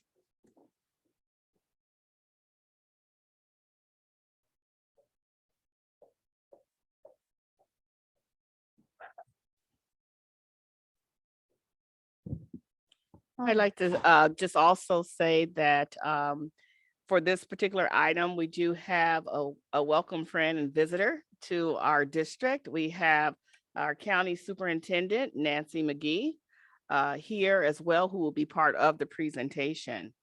And so the basis of the presentation is in January of 2022, San Mateo County Office of Education announced that they would close their Gateway program, which is the community day school program that our district uses. Sequoia Union High School is currently exploring how to create a supportive alternative placement for students that is student-centered and adapted to meet their individual needs.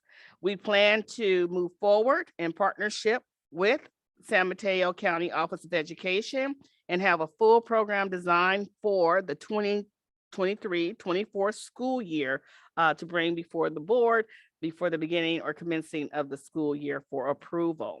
And so with that, Superintendent McGee, at some point, we would ask that you bring forth just comments regarding our collaboration and the efforts that we have made in the process thus far. So. Actually, Dr. Chacon is going to signal you. So, all right.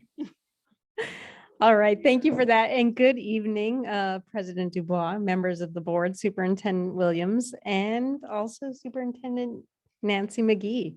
So first, I just wanted to give props and a shout out to those who have been part of the planning team for all of this since we found out about the potential closing of Gateway. And that includes from our student services team, Alvaro Calderon, who will be presenting with me this evening, but he is presenting via Zoom because he's not feeling well this evening.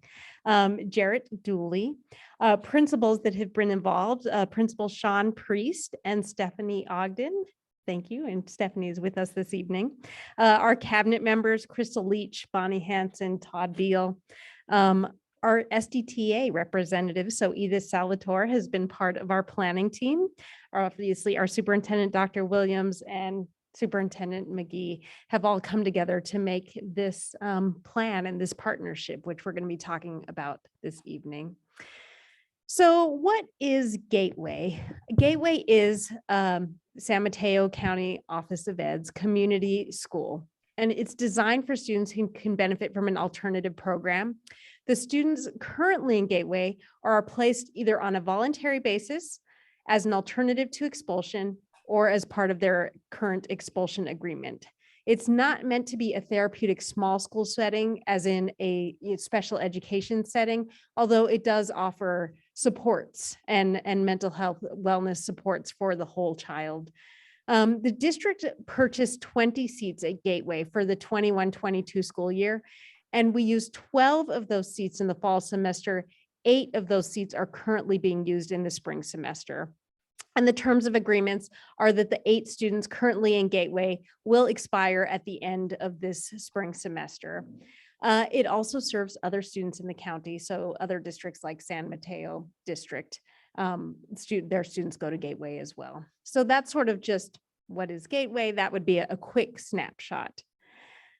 From there, we want, because I mentioned that, students either get placed voluntarily or through an expulsion process or a pre-expulsion process, thought we might have questions about, well, what does that mean? And so I did want to invite our student wellness coordinator, Alvaro Calderon, who's going to talk specifically about how students may be placed at Gateway. So Alvaro, can we hear you? Yes, buenas noches. Can everybody hear me? Buenas noches, sí.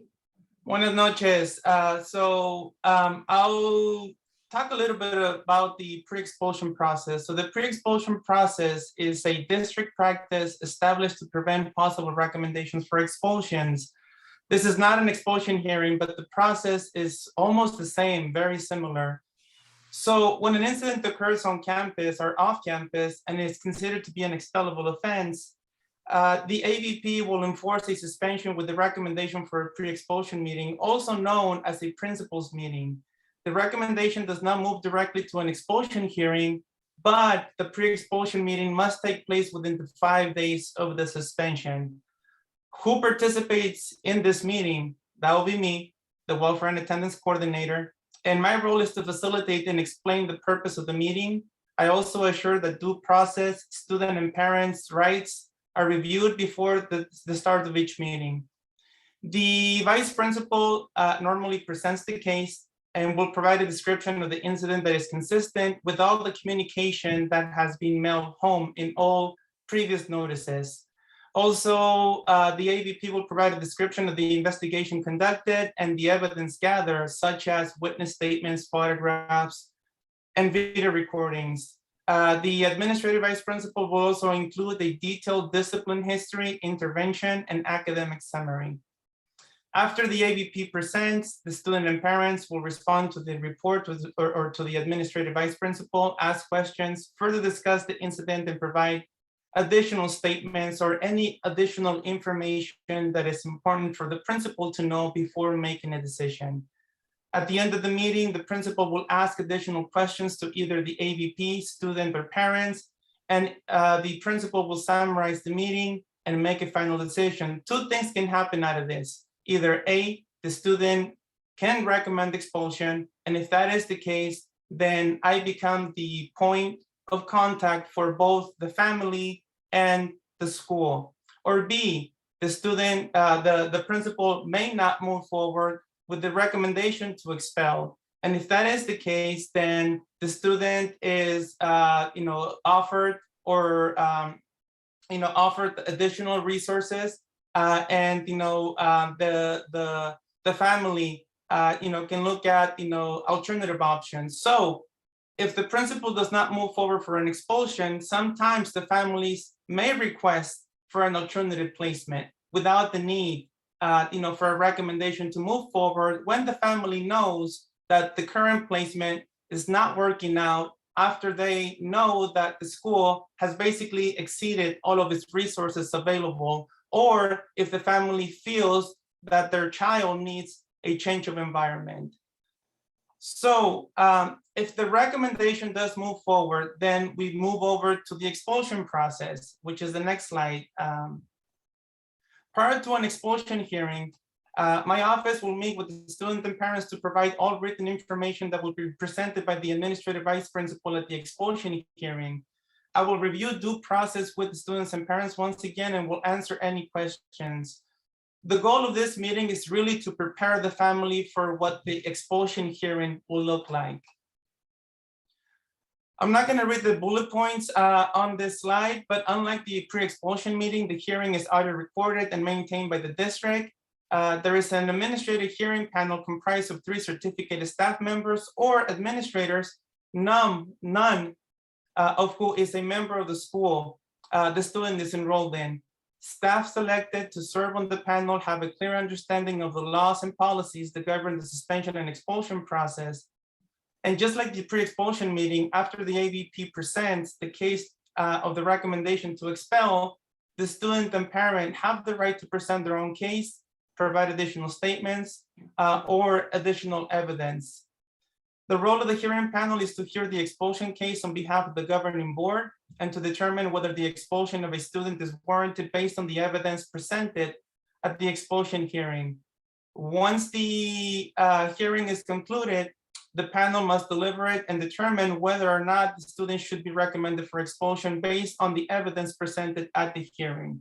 And finally, within 3 school days after the hearing, the panel must determine whether or not to recommend to the governing board the expulsion of the student. But if the panel does not recommend expulsion, the expulsion proceedings are terminated and no action needs to be taken by the board. So how do we refer students to Gateway? Going back to the first slide, it can look in multiple scenarios. A, the principal does not move forward with the recommendation for expulsion, but the family is requesting for a change of placement. So then the family meets with me to look at alternative options. Gateway can be an option. Another option, another scenario can be that the principal does move forward with the recommendation to expulsion. And then before the expulsion hearing, when I have that meeting with the family is not disputing any of the charges. The family does agree that the behavior warrants a recommendation to expel. They want to waive due process and they're willing to explore alternative options without the need to move forward with the recommendation to expulsion. This is how we place students in different programs through an alternative to expulsion. So those are the different scenarios. And the last one is the expulsion recommendation. Principal moves forward, family disputes the charges. They're not in agreement in that the student needs to be removed from the site for the incident that occurred. They go through the expulsion process. And if the panel does support the recommendation to expel, then there could be a referral to Gateway based on a expulsion recommendation. So that is the pre-expulsion and expulsion process. In a nutshell, I'll turn it back over to Dr. Chacon. Thank you, Alvaro. And if there's questions on more of that later, Alvaro will still be with us for this presentation. So a little bit of background, again, knowing now what a process would look like for a student to be placed at Gateway and the populations that Gateway serves. What we learned earlier this semester is that San Mateo County office would be shifting their Gateway services, potentially closing the program entirely, maybe just serving a few students from each district. But essentially we needed put in the charge of figuring out, okay, so what are we now going to do for our students in this time? At the same time, San Mateo County Office of Ed asked us to go into a partnership to develop a program within our district. So we really did, we dove deep and did a feasibility study of what could this look like? How quickly can we take this on, and what's reasonable? So we had a stakeholder meeting. I mentioned a lot of those stakeholders as part of the planning team earlier, as well as meeting with the San Mateo County Office of Ed and Nancy and her team to talk about what this looks like. We went over to where Gateway is currently housed and we did a campus tour to see what it looks like, what the facilities look like. We had a consult with council, just what kind of questions, what would a timeline look like? Would this be feasible to do right now? Given where the campus is and just other questions and how quickly we could move on this. And then once again, met with the County Office of Education and talked about next steps in a partnership development in this process. So that's what we've been busy with throughout the spring. It's been a productive process. And from that, we came up with several next steps. We are going to bring our students back from Gateway in the coming school year. Like I said, we had filled 8 seats this spring. Many of those students were going to be coming back to our system anyways, because they have met either the terms of their expulsion or their contracts are done there, or some, are moving on and graduating. But we are bringing our 8 students back to our high school district. We're also in the process of compiling a checklist just to make sure that we're doing everything we need to do to roll out a new program. Again, that was with the consult from council, and we now have our team, our planning team, again, whom I mentioned earlier, looking down that list methodically and saying, these are the steps we need to take in order to build this program. We did realize, though, in looking at that checklist, that there are items which made it so that we couldn't reasonably and do a great job with building a program just in a couple of months' time. So we went back and we had another conversation with the county office and said, can you give us a year? We definitely are interested in this partnership, but there's things, like a state waiver that we'll need for facility use and other things that just take time. And so while we can bring our students back to the district, we want time to build a program. We want time to build a good program. So that it can be a cornerstone for equity, a cornerstone for our MTSS. And so we do plan to begin independently staffing for the 23-24 school year so that staff have a year to plan and prepare for what this program could look like. And we want to be creative. We really want to think outside the box for what we can do for our students. So I'm going to skip one slide forward and then I'm going to go back and invite Nancy up to speak. So again, I mentioned some of the program benefits that we see that we've already started to talk about in our planning is that, when we were at the board meeting the other week, Bonnie and I both presented, what do we currently have, at tier 1, tier 2, and tier 3? And there was a pretty robust list for tier 1 supports, both in the academic and the SEL, saying that we're still continuing to do gap analysis around that. And in tier 2, we can see our contracts year to year that are brought forward to the board. These are all the partners that we work with, Star Vista, Acknowledge Alliance, everyone that can bring in those little additional supports for tier 2 interventions. Tier 3, what this gives us is a chance to reimagine a cornerstone for tier 3. It's those students, who maybe have the most need for more wraparound support. And we can build a program now internally. This gives us an opportunity to imagine what that could look like, to be a little more creative about what it could look like, and to partner with the county to support these students in a different way. Equity, again, when we look at who has traditionally been referred to the Gateway program. I know that President Dubois asked for some data, which Dr. Williams shared with all of you around, well, who is referred? And, typically we're looking at male students, typically we're looking at males of color. And so again, in that same vein with MTSS, when now we can look internally and say, well, this is our program, this is our district. How can we build this program in a way that is going to promote more equity and isn't going to and isn't just a program for males of color, which is the data that you'd asked for and we could see before us. And the final is just the opportunity for partnership development. And we are excited to be working with the county on this. So with that, I want to invite Superintendent Nancy McGee up to talk a little bit about that partnership. Just the 3 things we did ask, can we have one more year? Can we still have a few slots in the coming school year, just in case? Like I said, we're absorbing our 8 back, but if there are any students that want a voluntary placement or, are expelled, that we have some spots for them. And the potential of having a facility use agreement in the 23-24 school year so that we can use what is currently Gateway to house the new program. So with that, I will turn it over to Nancy McGee.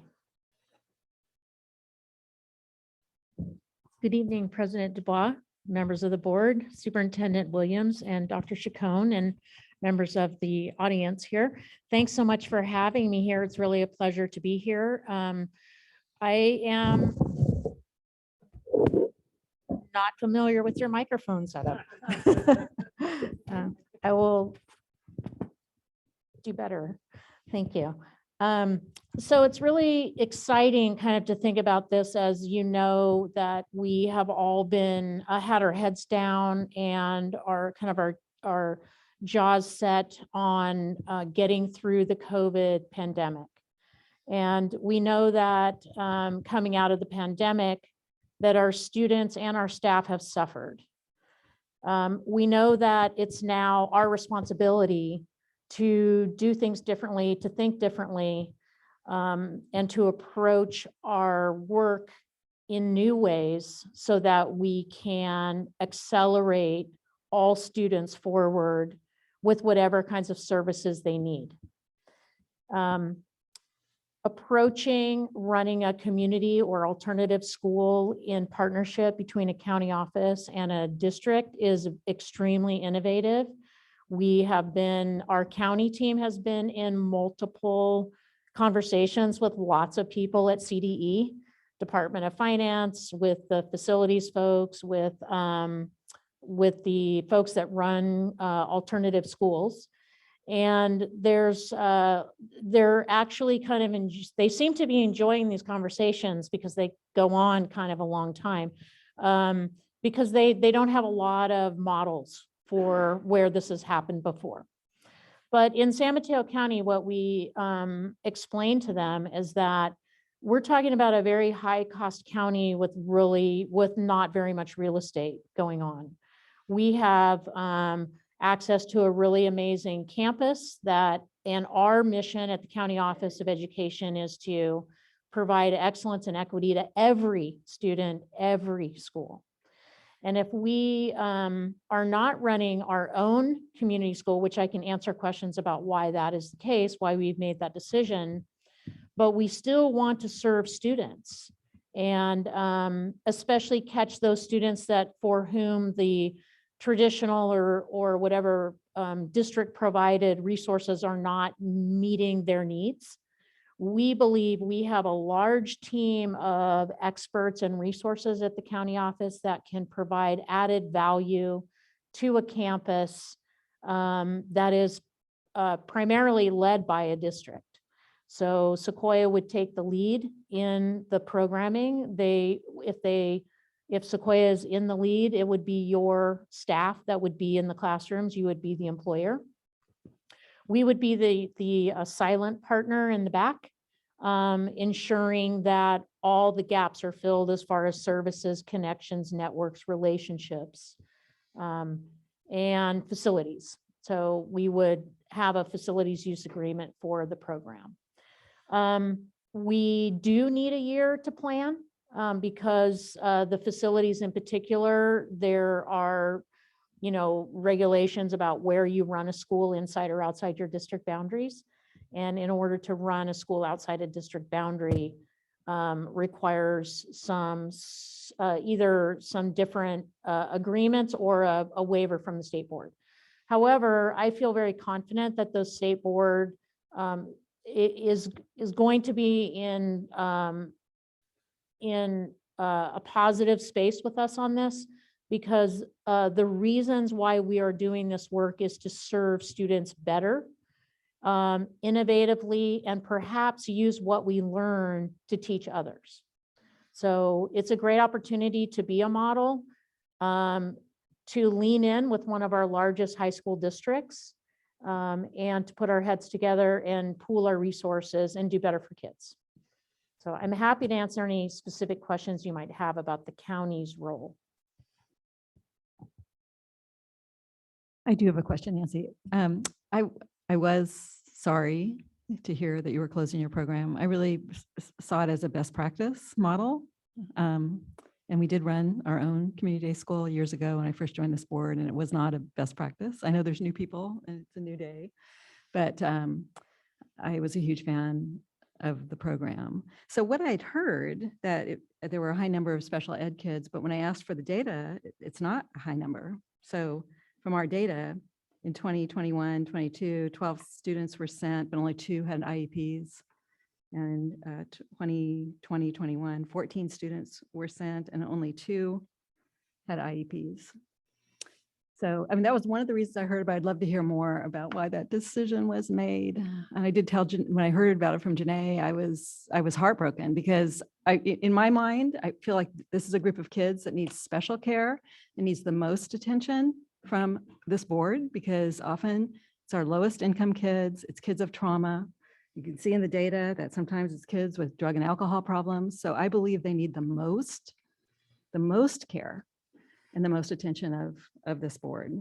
So anyway, I'd love to know more about why it was closed. I can answer the special ed question, then I'll Okay. turn it right back over to Nancy. But to answer that question, when they were referred, they were not designated. And when they were at Gateway, they were assessed and then designated special So education. they had missed our assessment. Yes. So there's a little bit of an asterisk by that number, and that now they're currently, but they weren't, at the time they were referred, they were not designated special education students in special education. This is often the case, right? It's kids Right. that should have been identified a long time ago. Okay. So as you know, Carrie, to answer your question, the county office has run county community schools for many, many years, and we've served hundreds of kids in multiple sites across the county. But in 2010-11, the referrals to those programs was significantly dropping. The trend was significantly dropping as districts worked on their disciplinary practices and became more restorative. And so we consolidated all of our programs at Gateway. And at that time, we were serving about 60 students at Gateway. In the last 2 or 3 years, we've been limited to 20 students. Sequoia was using 15 seats and San Mateo Union 5. And our enrollment was usually lower than that. Now, remember that doesn't matter how many students we have in seats, we still have to provide all the resources that a full school, every student in that school deserves the full services that they, have a right to under their public education. So the costs were definitely escalating over the years. The prior year, we almost closed Gateway. And the reason is the cost to the program, we're literally going to double. And one of the pressures in working with our districts was keeping costs in check. So what we did last year, at the very last minute, we actually last year applied for a community school grant to apply to Gateway. The grants were definitely delayed in their reading and getting the results back. It was crazy COVID time. So we didn't learn till late in April that we did not get a grant. And I don't think it was our proposal, but I think it was the number of students that we were proposing to serve wasn't like at scale, wasn't a large number of students. So at that point, we recognized that we probably were going to have to close Gateway. What we did last year, though, at the last minute, May, was what we came up with some additional funding out of AB 86 and some other funds that came through COVID. We applied it to this year's model. We went ahead and delivered a community school model based on what we had written in the grant proposal using our own funds. We lowered the cost, we opened up the seats. And what happened is that we've been under enrolled for the entire year. So we're absorbing costs in that. In addition, when we look forward to run the program again, we don't have, the grant, the extra funds, the AB 86 funds, and the costs were going to be exorbitant. Additionally, speaking about the special education population, when we met with our district partners and really analyzed who's here at Gateway this year, we recognized there was an extreme a number of students who required special education services in more specialized ways. And we are a general ed setting. We can certainly serve students with IEPs, but we're not a special ed setting for like 18 of 20 students. And so what we are doing at the county office is we're opening a therapeutic day classroom under our community school CDS code, and that will be available. We're going to run one classroom next year of a max of 10 students to serve those students who have those, who want to still access or can access A through G standards-based curriculum and go on to college, but have higher level emotional disturbance disabilities with IEPs.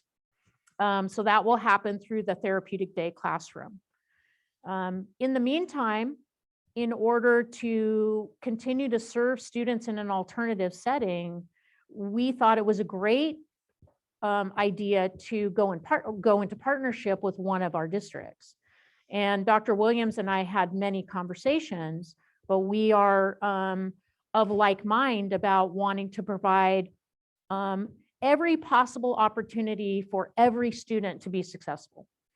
And so you heard earlier the Promise, program that you're entering into. I'm part of kind of a planning team that's looking at a county-wide San Mateo County Promise idea. And I believe that we can do innovative things at the Gateway campus together with these students to receive all the restorative, trauma-informed mental health supports that they need, and engage them in youth development, student leadership. The College of San Mateo is one exit away. We've got different county entities right around our building for all kinds of college and career access. We run, the Ann Campbell Center is right next door, which is a preschool. Then we've had our community school students partner in a Project Friendship plan with the preschool students. That's really, really wonderful for them. So I think that all your ideas about what Gateway was will continue to be so and will be more. I want to start by saying I think we all appreciate the collaboration with your office on this problem solving. It's really important to us. I have a question about the financial impact, because I completely understand what you faced with declining enrollment, sort of fixed base, and the vagaries from year to year is just an awful way to deal with with financial questions. What I guess I'd like to know from you and our superintendent, are those challenges then being transferred to the district? I guess the way I'm hearing it is the district will face the same issues financially in the future, and maybe to some extent more so because there's a smaller base, that it's not shared with San Mateo Union High School District. Do you want me to answer that, or do you want to do that, Dr. Williams? So in terms of our feasibility study, and that's why we appreciate the year, we are doing the calculations. We have, Superintendent McGee has shared the budget for the last several years, so we can do a comparison and assessment. And then also, we are making sure that we would be able to staff and also enroll the number of students which will support the program. And so we have looked at those. So to your question, we are still in the feasibility study phase. And prior to bringing the actual plan forth to the board, we will have the economic impact study available as well for review. Okay, I guess it's just my gut sense that we need to prepare for this financially. Well, Because- may I say that, we are talking about, if we're talking about tier 3 students, then you're going to want to invest in them as they need. That is what equity is, right? So there is an acknowledgement that the students we serve in the county programs, they're the most expensive students of all the district students. And I'm not talking just about court and community, but our special education programs as well. So, these are the students that do require so many services. However, it is possible that through a partnership, we can ease those burdens in some ways. And we can try to be creative about the ways in which we're bringing in money. We could potentially apply for together a community school grant. So we need the year, so we need the space basically to do some innovation and some brainstorming and some planning. Right now, I think we're coming to you with the idea that we're excited about the partnership. We think there's lots of opportunity here. Certainly it's innovative. And now we need the space to create. And as we create and come to different landing points through the year, we'll bring that back to you and to my county board to share our progress. And it may be that we'll end up in a space that makes this not tenable for whatever reason. You haven't really, all we're asking for is give us some oxygen and some room to come up with some ideas and some plans. We've had good conversations. I think we're ready to go on the planning part. And it's possible that in the planning, it goes, green, yellow, or red. We will, I think, get to that as we go through the different pieces of it. So let me follow up just a little bit. I want to appreciate the uncertainty we're at, and you're both saying that. Also fully understand that we have an obligation to those students and we want to serve them well, and I acknowledge that it will cost more. I guess I'm trying to steel myself and the board for the reality that it may be more expensive for us to run, and there may be greater swings in cost than the former partnership with the county. We are certainly grateful for any ways that you can continue to help us with that. That's all. Thank you. Just curious, so what's happening next academic year? All the students are coming back, and is Gateway just empty for a year? No, we will be running a very small, limited program as a transition year next year. So we will have a limited number of spaces for San Mateo Union and Sequoia, smaller than what you're used to, and we will not be going over it because we don't want to build the increased dependency on the program. So it will be limited. What's the number? 5 for San Mateo Union and between 3 and 5 for Sequoia, depending on what they feel they need. And is the thought that if then the following academic year you open a school, that there'd be more than 10 kids who would go there? Yes, it would be a school. Next year, it, really is the closing, transitioning out of a program. And so is it that students who really need Gateway services just aren't going to get it for the year? Or, how is it that there's only 10 next academic year, but then the one after that, there's going to be enough to fill the school? Or maybe I'm not asking the right question. Well, if next academic year, the expectation is the school's total population will be 10, and then you expect that the following academic year, there'll be more than 10? So next year is really a referral. You're referring a few students for whom Gateway is the right best place for them to go, but you're going to have very limited spots. All of your other students are going to be served within your district, right? And so I would imagine that in the fall, by the fall, we would have plans, and we would start to be, just like you start any other school, it probably doesn't start full, right? But we would start to be messaging out what is the school, who could go, start to plan about how those students would be placed. Like you would any other new school.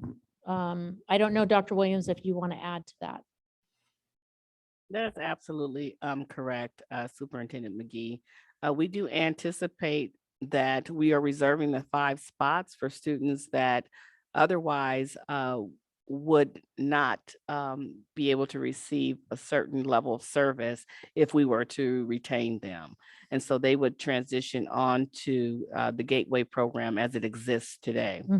Our goal in creating a new program, innovative program, will expand the number of seats and then also expand the type of student who would be able to attend and receive services from our Sequoia Union High School District community day school. So for example, it would not just be our students who are looking for alternative to expulsion or alternative to suspension. It will be for students who could benefit from a smaller setting, and then also who require additional resources that may only be found in this new setting. And so we definitely are not designing a program from a deficit fiscal stance. And so we are going to be able to budget the number and the cost of services to make sure that we're able to afford. Right now, what we pay for our seats currently for our kids to join attend Gateway would be enough for us to sustain a program if we had to this year. So we would not be in deficit if we were to reabsorb our students and we were to keep them in an existing program or modified program within Sequoia Union High School District. We can with confidence say we would be able to afford that program, the services, and the staff. We have done that analysis. So Dr. Chacon, how many of the students who are there, what is the gender breakup again?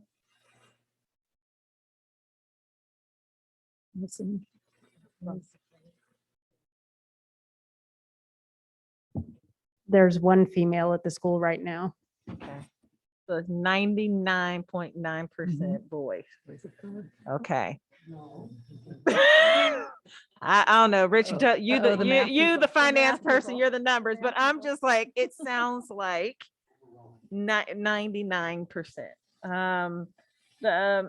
There's a couple of thoughts I'm having, and no disrespect to you, Nancy, but I'm wondering how this came about so quickly. So if we knew that it was going to be an issue, why couldn't we have planned more? Well, as I shared with you, we did struggle with the future of Gateway in the 2021 school year.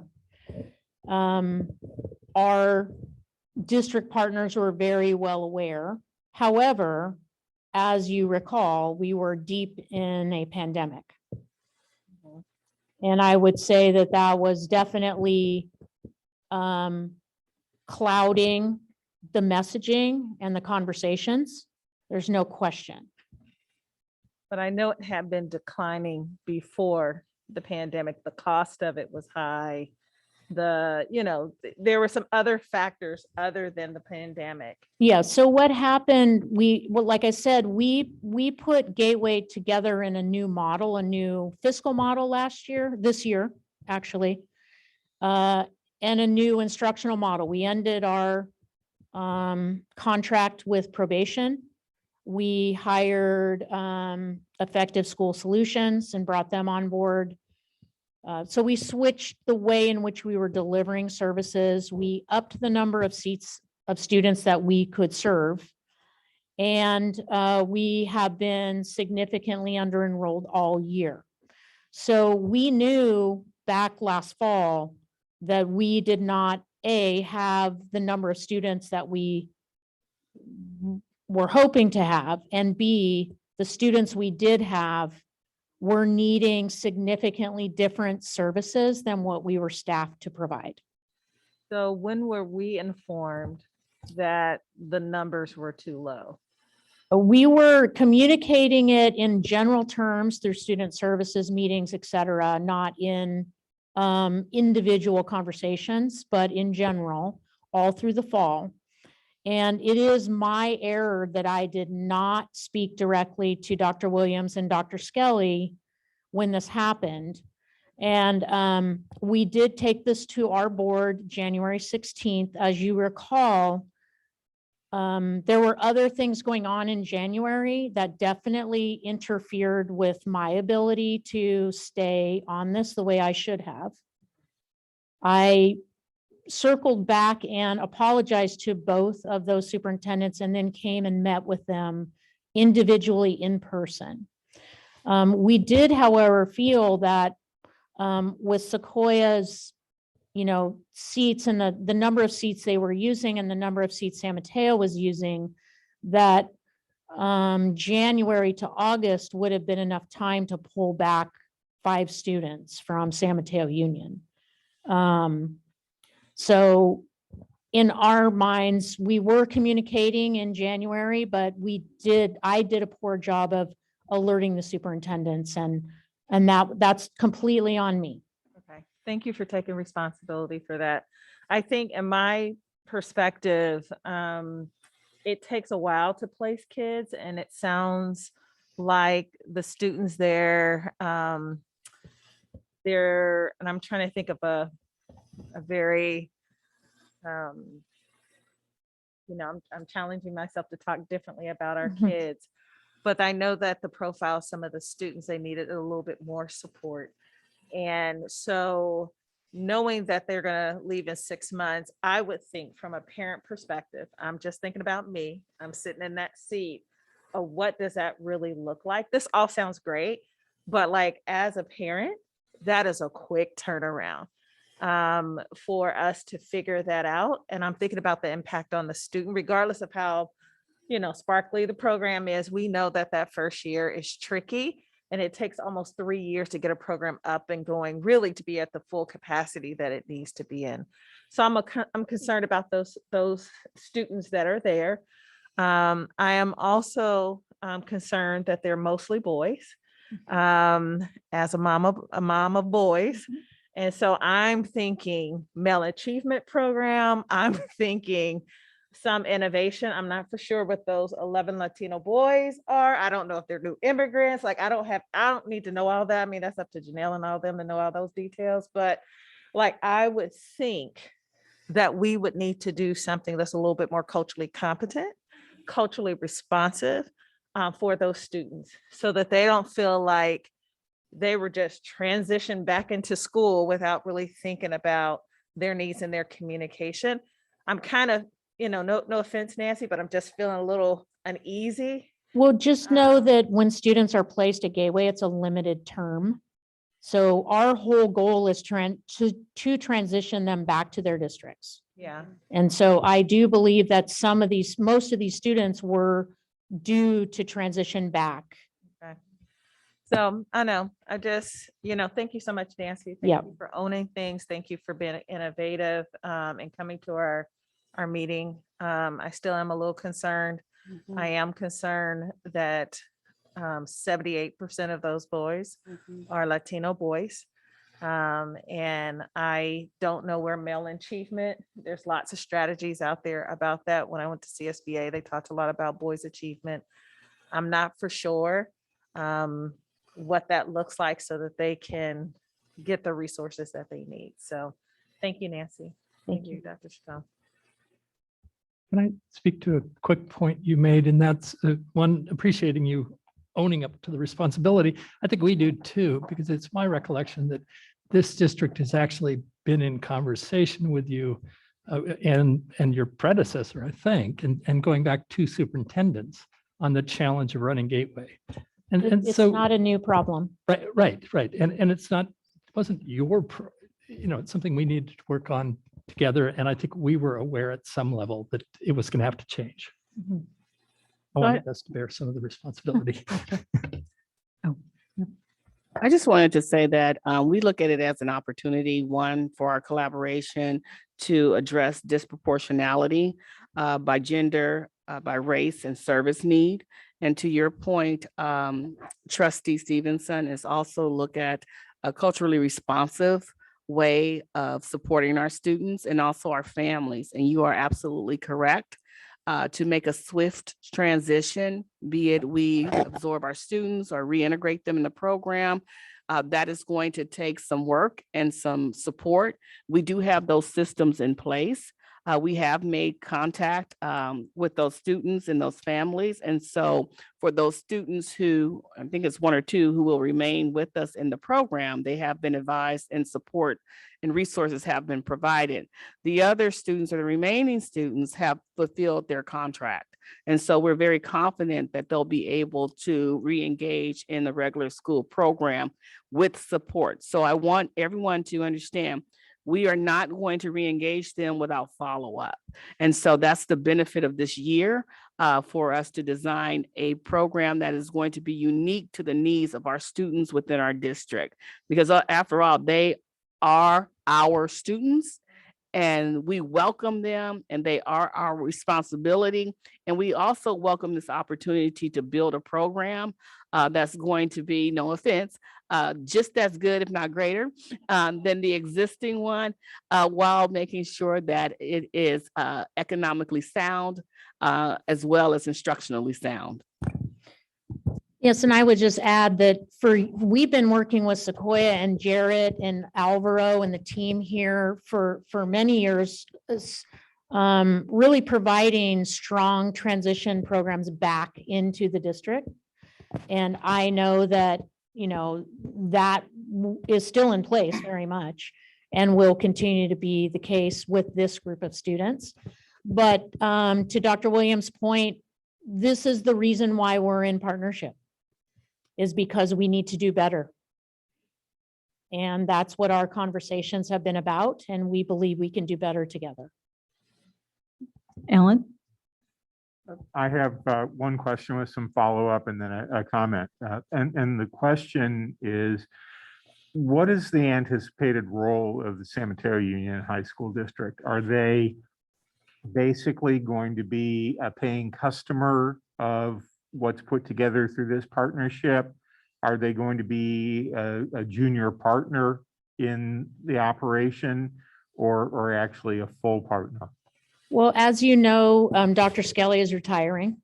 They don't currently have a new superintendent. And until they have new leadership and that new leader is able to get their feet on the ground and kind of lock into it, we're not sure, but I do think that the plan for 23-24 is a partnership between Sequoia and the County Office of Ed. Remember that San Mateo sends no more than 5 students, and they are working hard to build their systems. Just so you know, we have South San Francisco, Jefferson Union High School, Cabrillo Union, and they all serve their students in district. So we know that it can be done. And I definitely believe that San Mateo Union can easily absorb maybe not easily, but they can definitely absorb their students back. Their staff is confident they can do that. So for now, we'll help them with the transition year and keep their 5 seats in place until they get their new leader. And this program could involve some seats for other districts. It just depends on what we come up with, what the needs are. Okay, so my follow-up conversation on that, I think probably ends up being rather minor and kind of in the weeds. That just that if San Mateo Union was at some level a partner in the operation, I wonder if it would end up making it cleaner with the state level if they were kind of the operator of the program of record, and the facility would be within their district boundaries, and if that would eliminate enough paperwork and bureaucracy and jumping through hoops to make it worthwhile. But I think that's probably a minor technical detail consideration to just have in the back of the mind. Yes, and I have enjoyed building a rapport with Dr. Williams in the short time she's been here, and we are of like mind and committed to the work. So I am actually excited to work with her. And then I would also say that it's actually in Ed Code, you can run a community school in joint partnership with your county office. Just nobody seems to know how. But that's what we get to spend time with our CDE friends about. Well, who knows? We may tell the CDE that it's simply a fair quid pro quo for somebody who's operating a charter school within somebody else's boundaries. Then the other unrelated comment is that one of the long-term advantages that seems to leap out at me of all of this is that by Sequoia really being the holder and the operator of this program in the long term, one of the things it should provide us is very rich, meaningful, useful feedback on how to strengthen our tier 1 and tier 2 supports in district to really minimize the amount of tier 3 that's required. And I think in the long run, it will be a huge opportunity to strengthen the overall MTSS. It would be a great opportunity to back map those students' careers through school and see where the disconnects occurred, and then start to come back upstream and repair those things. A couple of comments. Alvaro? Yes, I just wanted to provide, some facts about the 12 students that people may be wondering about. So since we first learned that Gateway was closing, I started contacting the families more about transition plans and reviewing those plans for next year. So I'm just going to give a brief breakdown.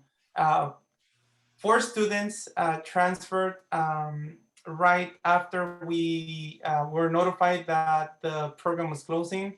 One of the students was transferred over to one of our satellite programs in need of a therapeutic day program, and that was through the IEP process. One of the students transferred outside of the district boundaries, so we still facilitate with the transfer of schools. Another student, 19-year-old, enrolled in adult education, and I facilitated the transfer for that. And the other student moved out of state. So out of the 8 remaining students, 1 is a senior, which will graduate at the end of the spring semester in Gateway on a voluntary basis. The 3 other students have met their terms of alternative to expulsions. So they will be returning to school sites next year. 2 of these 3 students are senior, 1 will be a junior next year. They're there right now on a voluntary basis. And that leaves us with 4 students, all lower classmen, mainly freshmen. I think it's 3 freshmen and 1 sophomore. And they're on track to meet their readmission plan. So they should all, if they keep it up for the remainder of the school year or semester, they should all be placed back at a school site.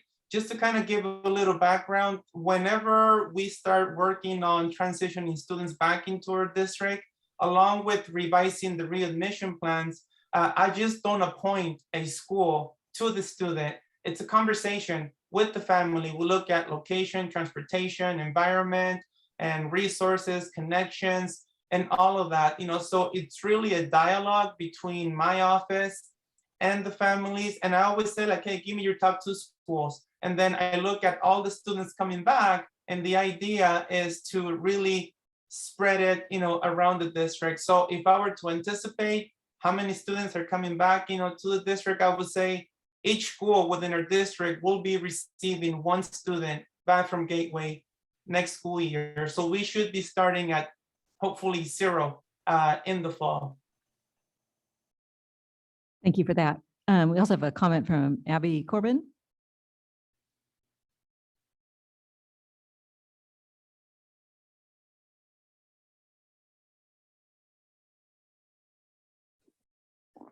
Hi, thank you.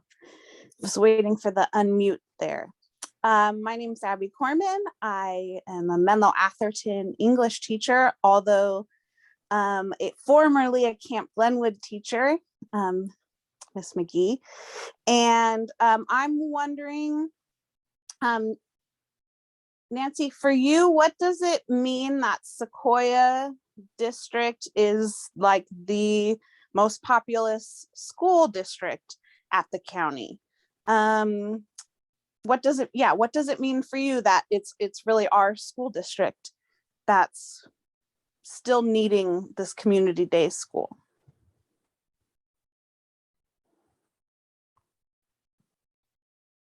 I'm not necessarily sure how to answer that question other than,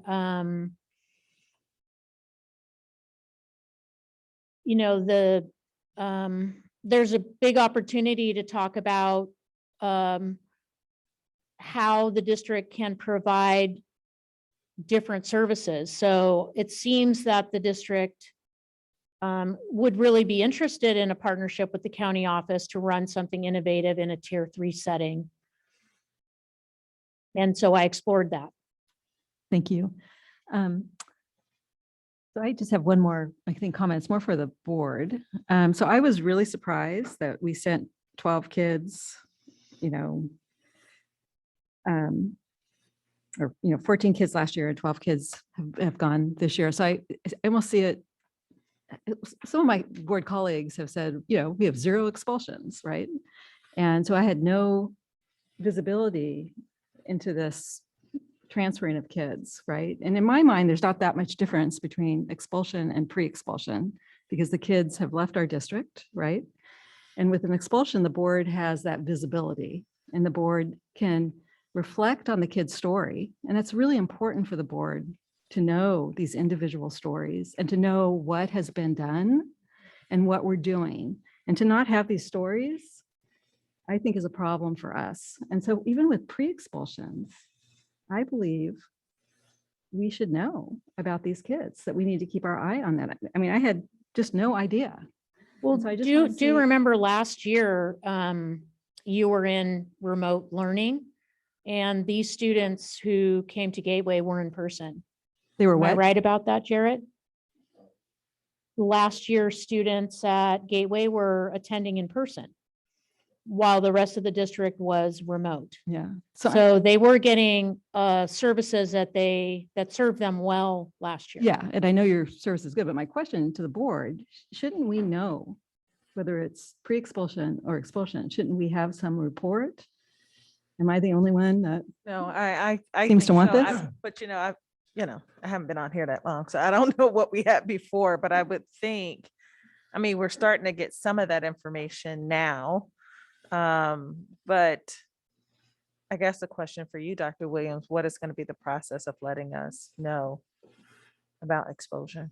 I could maybe make a proposal. Mhm. We have a dashboard that includes schools. Mhm. And if it's our student, but it's at one of the Sequoia students is at the Gateway School, just be a line on, it could start as being a line on the dashboard that you would know the number at a minimum. That we'd know how many students were enrolled in the program.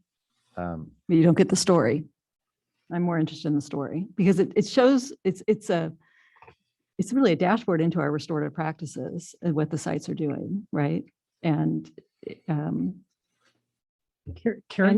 the help that kids need, right? Because some of the kids aren't actually some of the kids that don't show up have the same stories. Some of our chronically absent kids. So that's why it's so critical to understand what these kids are doing and how we are responding to them as an educational institution. So as we move to plan, we will discover and explore ways that we can present that information. The benefit of holding the new school as a school within our district is that you will receive those updates. And so there will be a mechanism in place where we would be able to share the information and the stories as we give school site updates. Okay, thank you for that. We probably should wrap this up, but there might be more. There's more comments. Okay. I'm looking at you for a comment. Well, did you raise No, your I hand? thought you were saying somebody else had a comment. No. Sorry. You can comment. Sorry. And you have a comment. Um, We won't wrap it up if the board still has. we have other things Yes. to talk about. Yeah, I'm just, I think I don't know how to formulate my thoughts because I wasn't able to go see Gateway, so I can visually see it. I know you guys were working through your process, so I would still like to go see Gateway, if that's possible, because I think that gives, when you visually see something, it helps. I know I've worked with kids who've been expulsion and sent to Gateway for different reasons. And I know it's been a positive experience. It's the process before they get to Gateway, which we own. I don't know. There's something about this that is not sitting well with me. Not because of the intent, not because of the budget, but it's just, there's something about it that's just not sitting well with me. And I need to sit with it more. I need to see it in order to formulate some good thoughts about that. But there's something about this that is disheartening. Shani, she might also be interested in touring Hillcrest. I don't know if we're allowed to do that. I mean, when I tour Hillcrest, I see the power of the county office and your staff and your partnerships. Are we able to tour yet or not? Because I can explore that. Okay, because I think you would like that.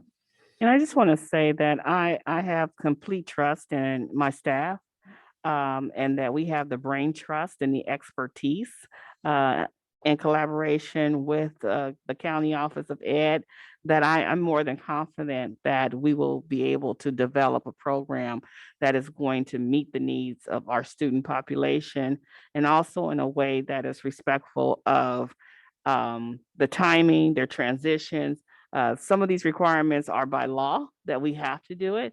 And then some of the requirements are just by compassion for our students and dedication to our students. And so I just want to reiterate that I am confident as the superintendent in my staff and in our intent to do just by our student population just across the board, and mainly for our community day, and welcome the opportunity to bring forth in the upcoming months our completed plan, which will address some of the inquiries presented this evening. So just wanted to say thank you, Nancy, for being here and extending your support. We have one more board comment though, before she leaves. Oh, I didn't know you were Except leaving. that seemed like Chris. such a nice closing note. I'm hesitant to Oh, follow okay. up on. I just wanted to support your comment and request for the information that I think particularly during the transition years, it'll be helpful to the board to get more information about the numbers and the stories.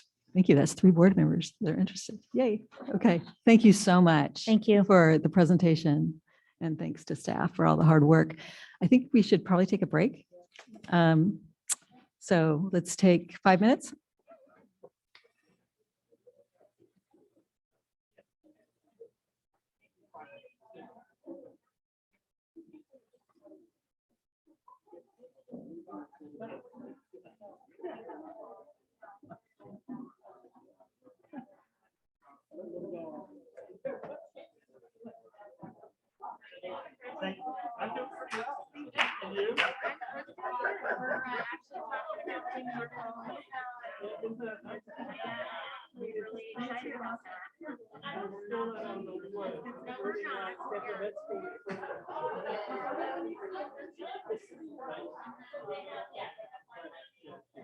Yeah, I think people have really built their muscles around how to move it out, up and down, and around and down.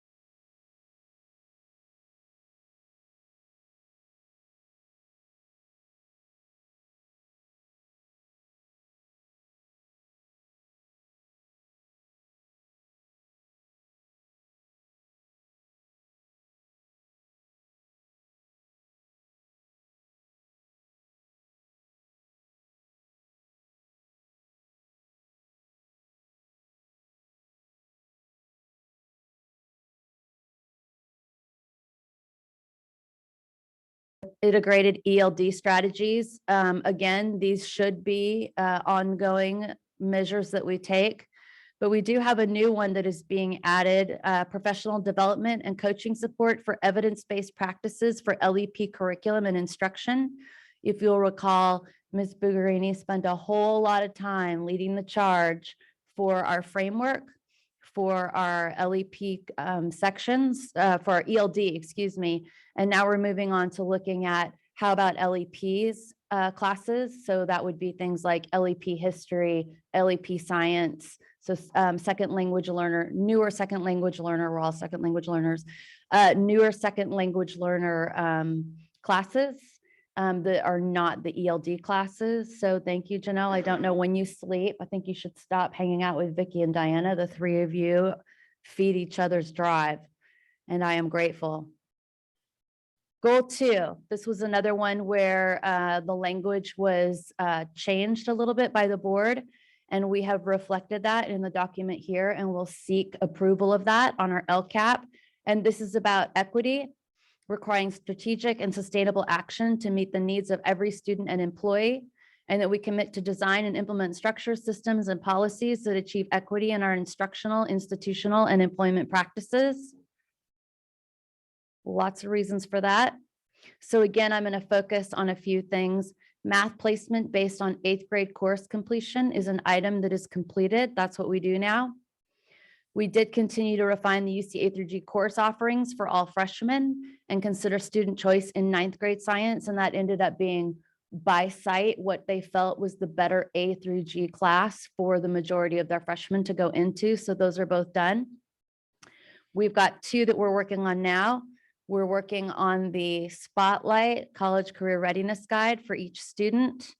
And then we're starting for this summer offering summer school opportunities for students to meet A through G requirements. And thanks to, I shouldn't say thanks to COVID anything, because of COVID dollars that's not a thanks, yeah. Because of COVID dollars, we have a good deal of money that we are charged with using to help our students catch up, both with their mental health and academically. And so we have basically said to summer school principals and IVPs and principals, if you've got kids who need it and you can find a teacher to teach it, we will offer it. So we'll prioritize the courses where students had Fs and they need to make those up. But we really, as much as we can find teachers. Another thing that we're doing with the COVID funds is normally teachers get 1 hour of prep, and this summer they'll get paid for 2 hours of prep, which we hope will increase the number of staff who decide that they can do that this summer. Focus on diversity and equity as a primary action to support learning outcomes and working environments, as well as student academic outcomes. We have implemented the ethnic studies graduation requirement. Oh, how happy are we that we are we and not the rest of the state who's doing that right now. And then we also completed documenting the roles and responsibilities of the BRT and bilingual parent liaison in support of EL student progress. And we talked about this at the last meeting when Lily was with us, that we've really made a point to structure it so that the parent liaisons are working specifically with students who are new to the country and getting them everything they need to successfully launch into our school systems so that our BRTs can tackle our most glaring, because there's such a large group of students, job in this district of upping the outcomes for our long-term English learners. And then hire diversity and equity director. That is yet to be begun. We are offering PD on equity strategies and issues. Again, that's another one where it was on the list as a want to have, but we'll see what happens with funding. Then the third one is to systemize programs for EL students, as well as students in the foster system and or without a home for a successful transition to Sequoia Union High School District and receiving services in pursuit of graduation and post-secondary opportunities. And I think that the MOU that you heard about earlier today is going to be another significant piece of that work.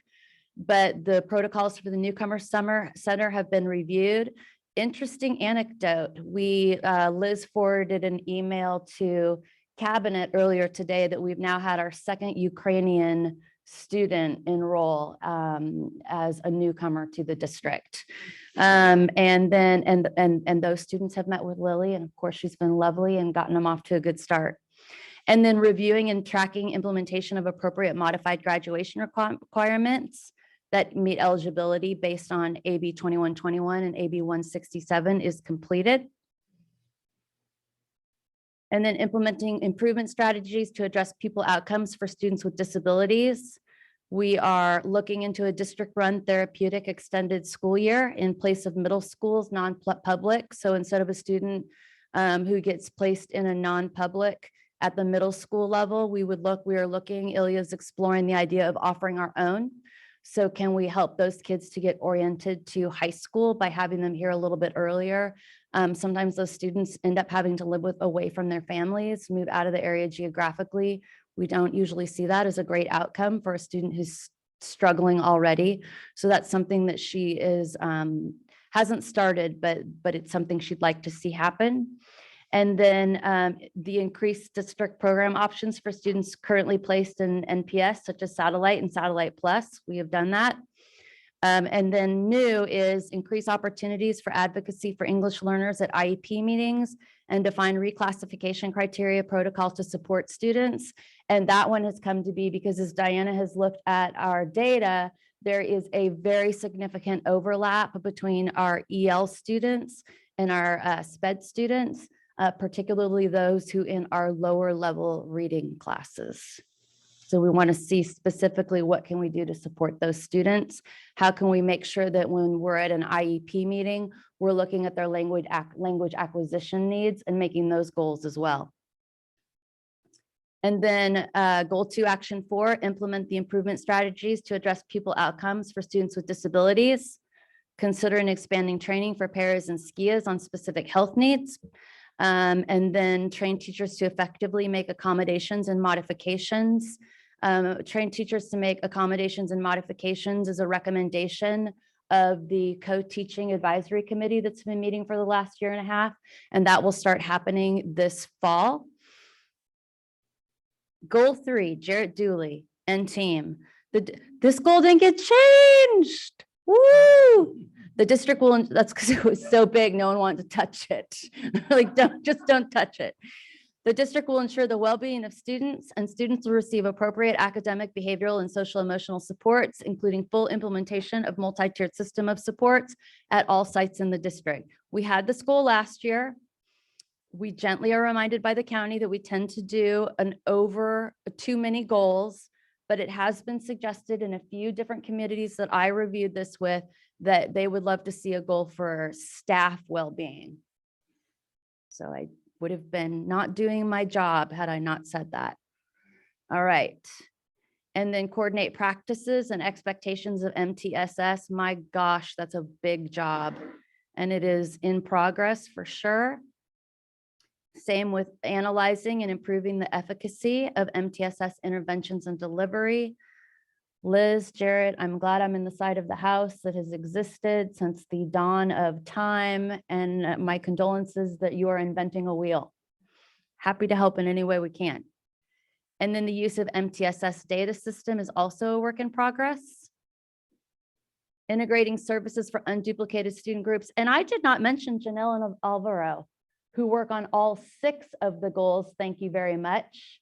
Making sure that we are doing what the state asks us to do and what we know we want to do, which is ensuring that we're going above and beyond for unduplicated students groups, since their outcomes for graduation fall far behind at the state level. It's a state mandate of who those students are across the state of their peers. So they are making sure that we do that for each of these goals. It's a big task.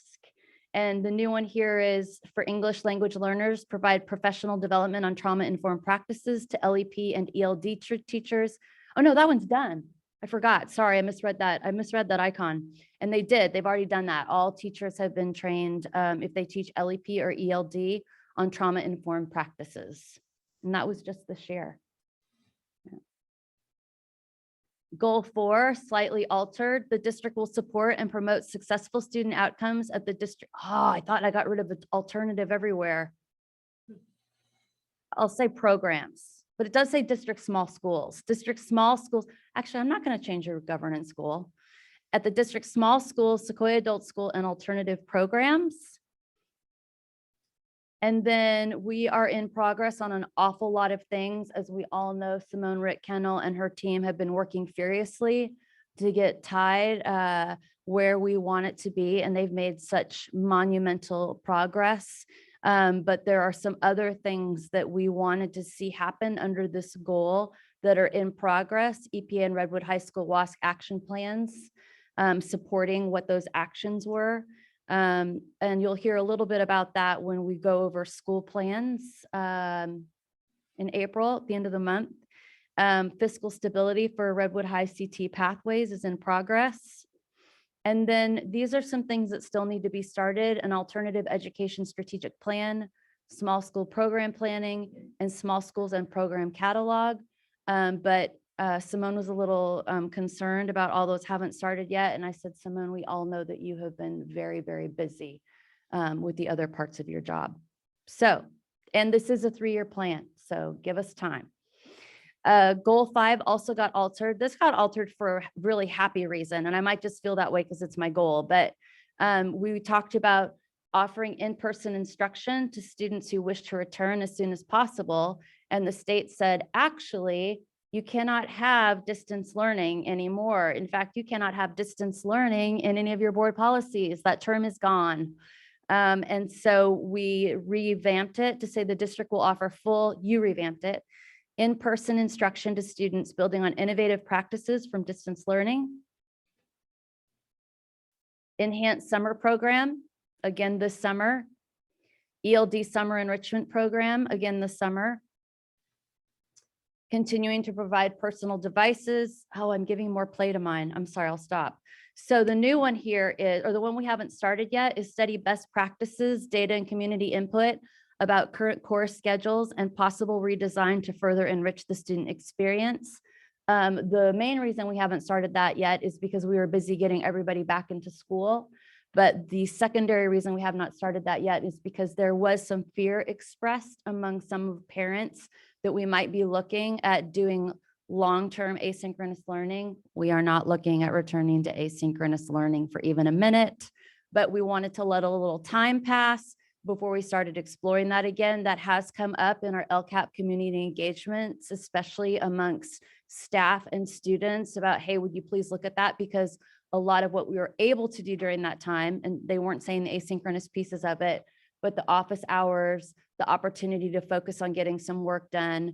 There are a lot of enrichment things that we'd like to see happen. For instance, the executive staff did a fantastic equity training with USC and a professor from UC Davis on restorative circles. That's the kind of thing that would be perfect if we could carve out some time for that sort of work and provide time for teachers to collaborate. And then what is done is we said that we wanted to provide online tutoring for our unduplicated students, and we're actually providing it for everyone. And COVID funds are paying for that this year and for the next 2. Goal 6, this is a proposed goal because you guys have a new goal 6. The district will initiate a long-term effort to data share with our K-8 partner districts and community college districts. Also lines up with our MOU tonight. The reasons I think are self-evident. You heard about them during the MOU process. Poor Rich had to hear my story about my niece who her parents were abroad her senior year, and she was allowed to come back to Berkeley High and live with family friends for her senior year. But then they asked me, hey, would you please help her with her college applications?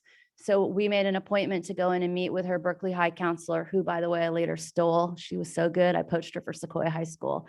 But we met with her, and she pulled up this picture of my senior niece. And the picture that comes up is my niece as a kindergartner with her little pigtails and her big, thick glasses.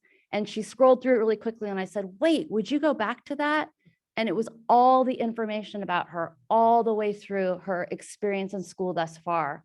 So they would have known if she had had a 5150, They would have known if there had been some sort of health issue. There are all sorts of things that end up in that electronic queue that we don't see. And they keep us from effectively serving students as well as we could, because we have to rediscover all of these things about them again, which is exactly what the college district would say if they were still here this evening. So it's a really, it would be a very, very powerful addition to our ability to serve students well and to really know them thoroughly. And then here you go, encourage a data warehouse solution for shared data access across feeder and community college districts. We have partnered on Data Zone, so that is done. 2 new ones, work with San Mateo County Office of Education to facilitate a data upload or extract that includes all the necessary data elements for a successful transition. And coordinate our school departments to work with partner school departments to facilitate student movement and transition instruction. That came out of the meeting, the input from SDTA, who said, hey, we used to have, back before the pandemic, we used to have our department chairs get together with department chairs at our partner districts and talk through, like, where do you want kids to be? Here are the first semester grades for your students. What do you like? What surprises you? What reading materials are you using at the middle school level so we don't repeat them freshman year, things like that. So that was added to the list as well. And now I and the authors welcome your questions or comments. Shanice?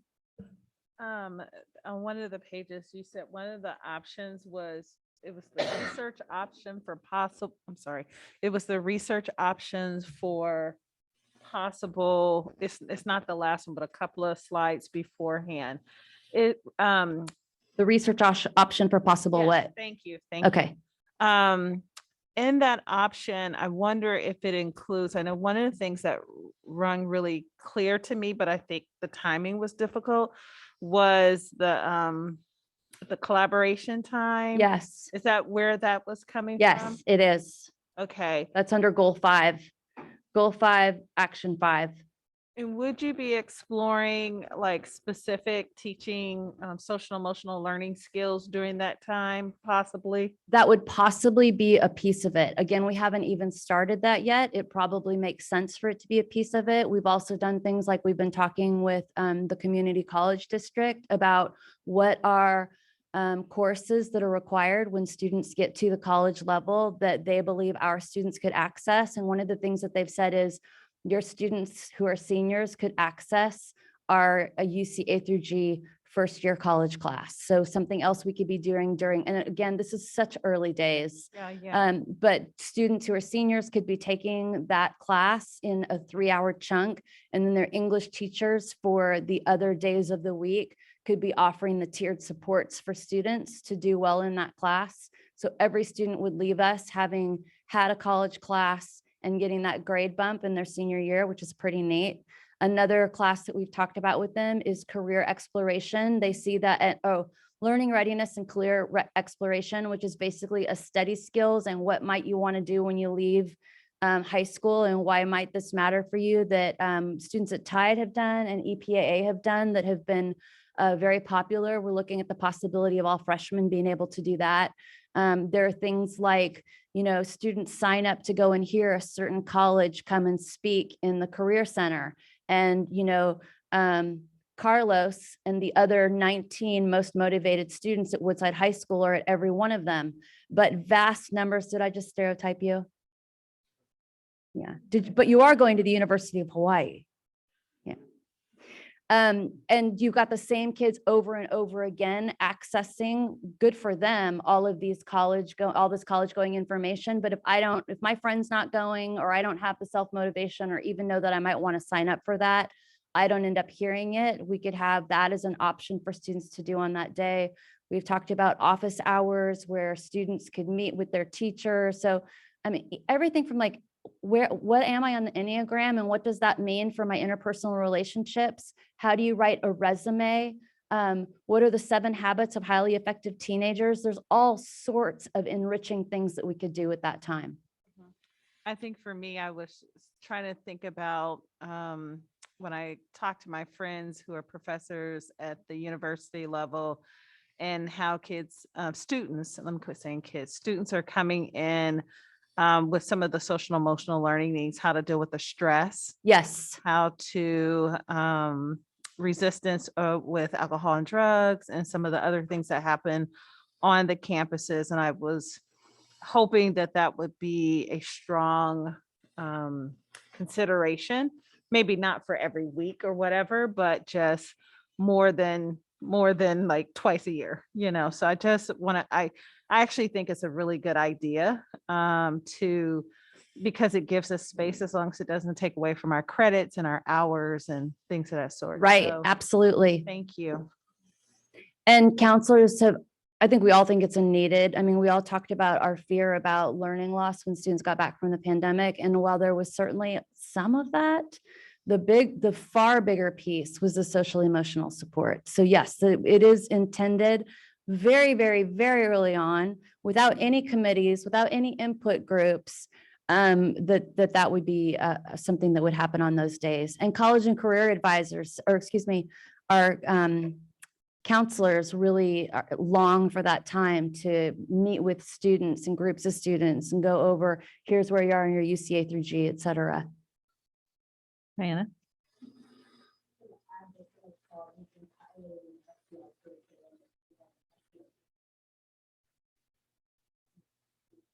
Yeah, good, thank you. So we could use that. Thank you for that. You done? Alan? Just a couple of quick ones on this. First of all, this is a demonstration once again that this board continues its tradition of trying to keep too many goals in front of the district at any one time. And it results in a huge amount of information. But it's great information. It really highlights where the focus is of where we're going. You know, I asked you in the hallway earlier what you're prouder of, the LCAP work or the MOU with college districts. And you very quickly said, oh, the MOU. And I agree that that is a huge leap forward. It's a giant milestone that really sets and codifies a direction that's been critical to the district and moves us forward by leaps and bounds. The LCAP differently is you know, a compliance document that we do each year. It's fairly familiar territory, but it shows so much collaboration and strategic thought process across so many individuals that you've recognized and all of the teams behind them. And so much of our community and such a diversity of stakeholders. This is really a reflection of what the professionals in this organization, what the leadership of the organization, and what all of our stakeholders have set forth as the priorities of what our district should be doing to deliver the best possible outcomes for our students. And once again, to have that in one place, in a digestible document that tells us so much and sets our marching orders so clearly, is a huge service to the entire community to really look at this. I think the last comment I would have on it is I hope we are getting very close to a point where we can stop worrying about a goal of offering in-person instruction and recognize that Yes. we are not only committed to that, but we are completely successful at that. And that can just have a big arrow through the heart. And we can focus on carrying forward the innovation and the opportunity that we learned in the midst of the crisis, and at least cut down to goals that are clearly aimed at the future of the district and the continuous improvement. Thank you for this great work and this great presentation. Chris? Respond to some of the things that Alan said. Hopefully, primarily to complement the work, but I'll point to some differences. Alan mentioned the role of this as a compliance document. Bonnie will know that many years ago, we did just the compliance document that many of us were critical of because it had no meaning. And so under Bonnie's leadership, largely, that we put together the goals, and I think it has become elegant as a strategic document. And that way, useful. You shepherded the process in an amazing way. And I point out to you, I was following two screens. One, the version you gave us on Monday evening, and the version you gave us here. And I note the amount of changes in between just a day essentially of work. And I had the chance to observe Bonnie working with one of the committees on it. And it's extraordinary the amount of effort and care she's put in facilitating. I want to say thank you for that. Well, and I have to say, after those meetings, I emailed the LCAP authors and I said, there's input on your goals, so please make sure you incorporate it. So it was all of us. I've measured, I did a count on the version I had on Monday of the bullet points, and there were 85. And I couldn't always you've added some and you've subtracted some, but it's a number that's probably over 80.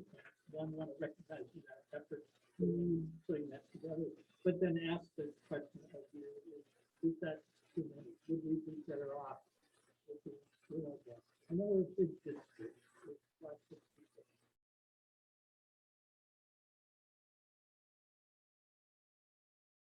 That's a tough question because I don't think there's an action on there. I should think about them before I say this, but off the top of my head, I can't think of an action on there that I don't think has merit, like substantial merit for large numbers of students and staff in our community.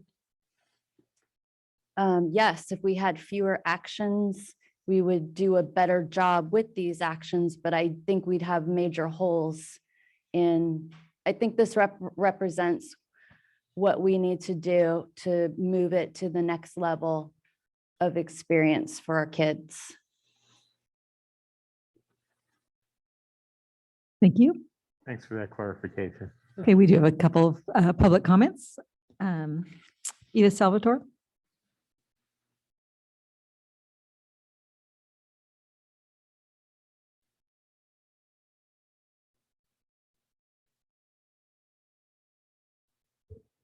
I will keep it short because my son just texted me that he wants me home.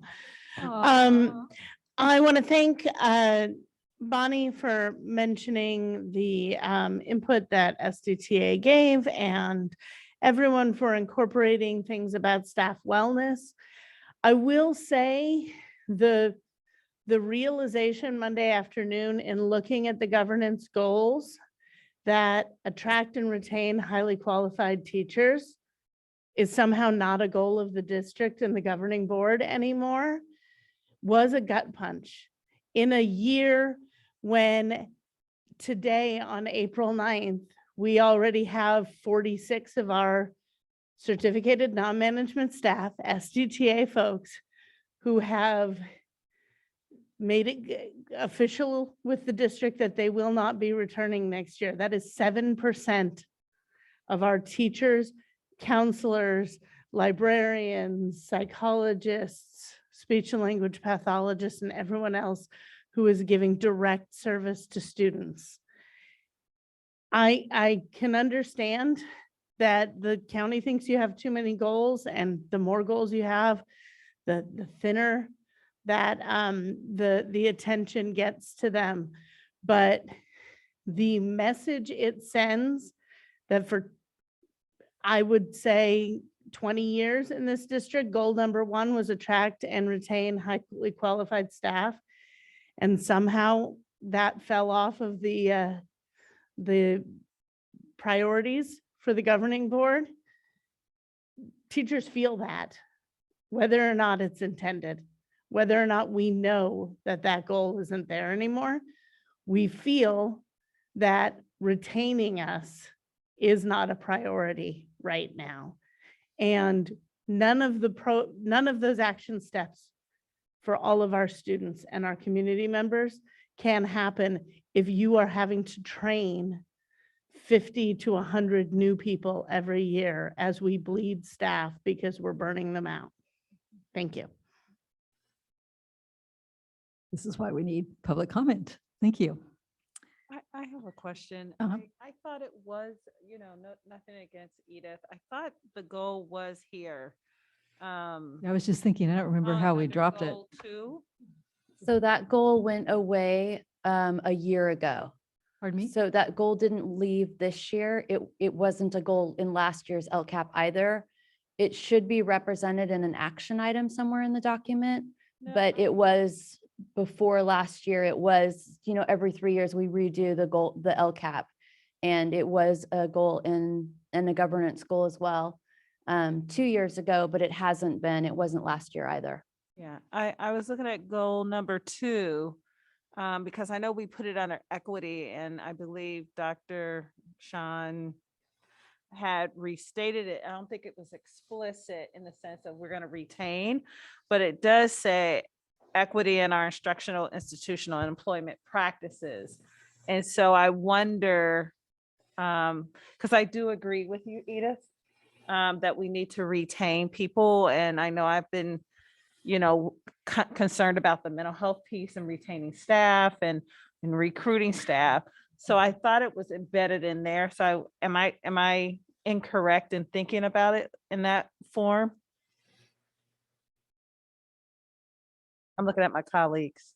I think by the expression I on don't Edith, think she liked that our the wording. goal that Edith described has been, since you and I have been on the board, that when we arrived, it wasn't a goal. It wasn't, but I don't then think it we was. tried to, And I the know, equity, I don't think is specifically addressing what Edith is discussing, the but equity it looks at portion. employment practices. So employment practices is hiring, is retaining, but I don't know if it's explicitly called out in the action. So help me to understand, because I know that was a big issue for us, not this year, but the year before. Some of the equity and the hiring practices and things. Am I right, Crystal? I'm watching you shake your head. Are you agreeing with me? Okay, I'm not crazy, right? Okay.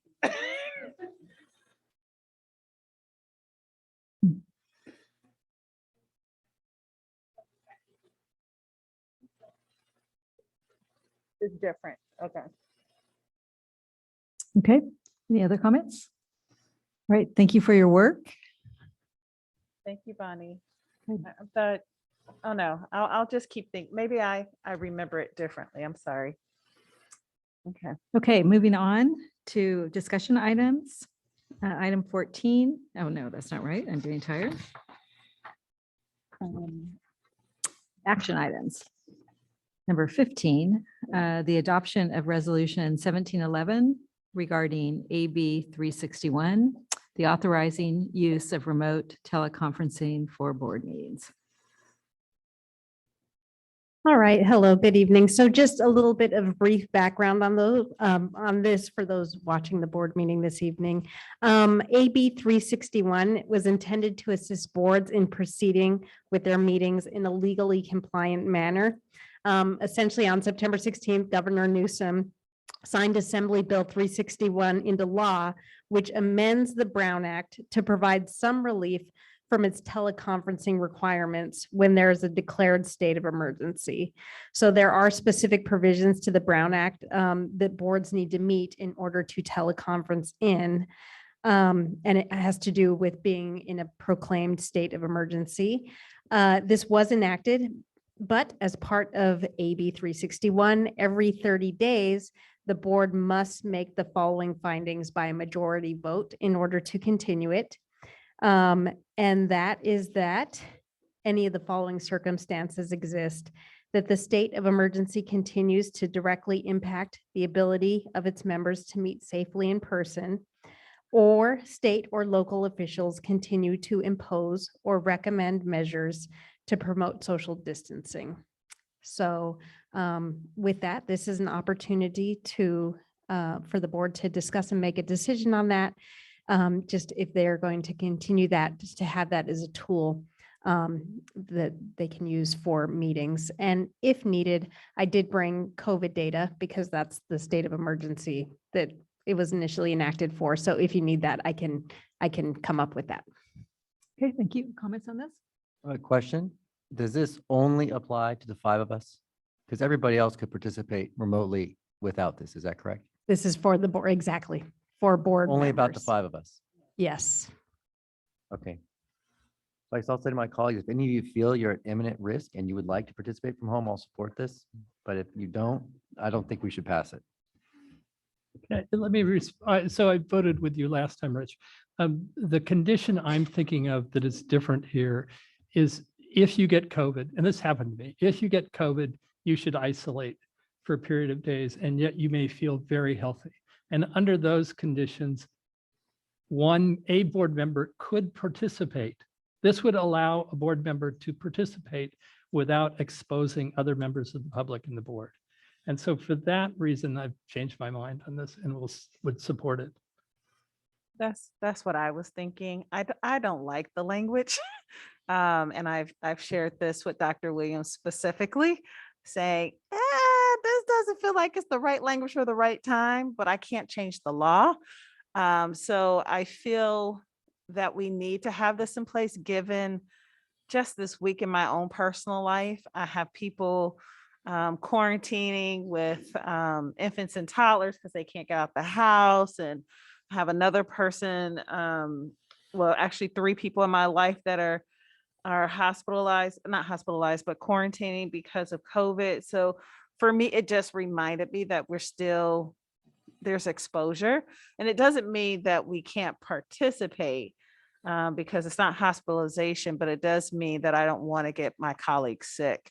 I don't like the imminent risk piece of it. I just don't like the language. I think it gives our community a perspective that we're still have an unsafe environment, which is not necessarily the full truth. It means we need to take more precautions and have flexibility to operate in times where we don't know when and where COVID and all the surges are going to come from. So I agree with you, Rich, but I just.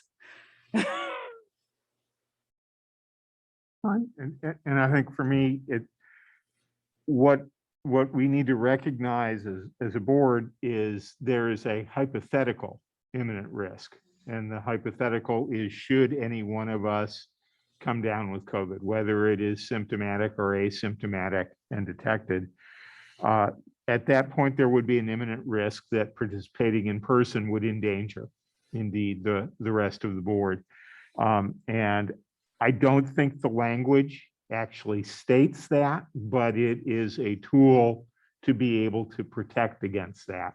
And whereas, yeah, I mean, I'm looking at whereas.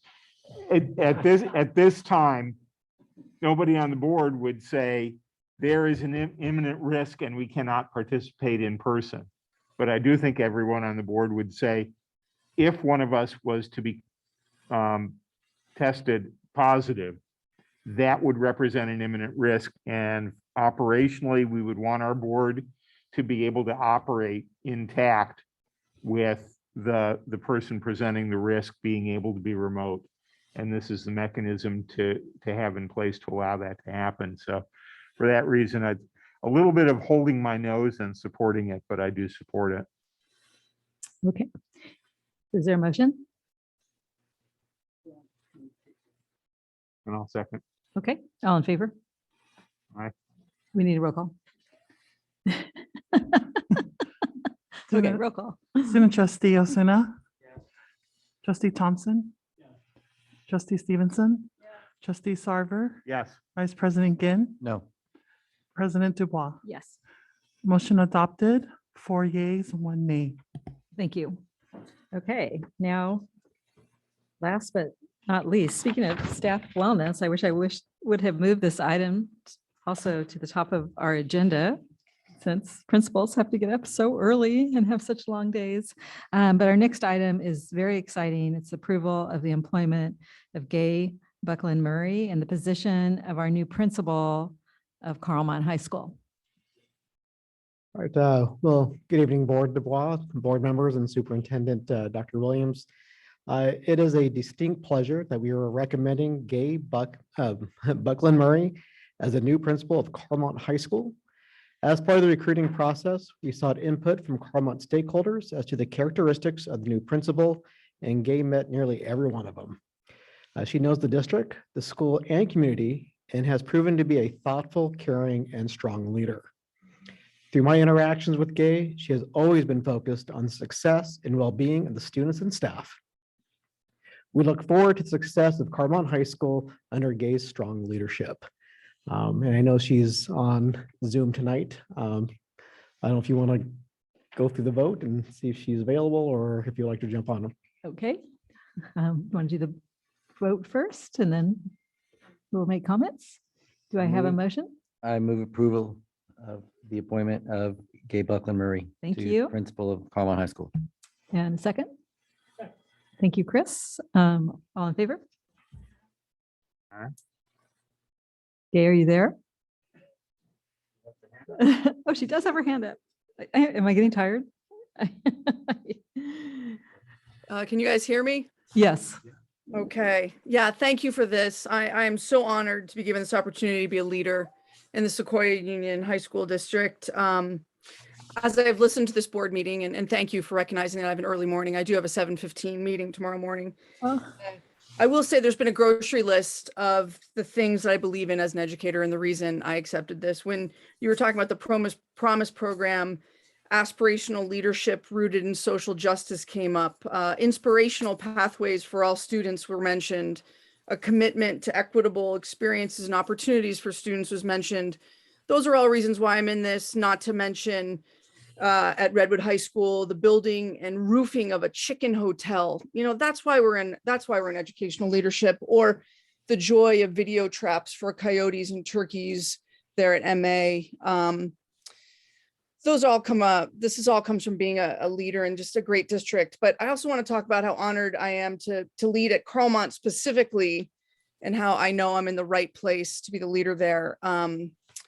During my 26 years in the classroom, I used to get notes or cards or comments from students. As a matter of fact, student trustee Carlos Sasuna was one of my students that I might get a note from.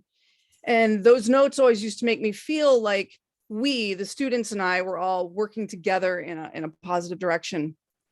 So today at Carmont, doing my admin job, I was out on campus working on CASP, student testing, state testing. And let me tell you, state testing doesn't really, you know, these aspirational, inspirational leadership things doesn't really resonate sometimes, that state testing.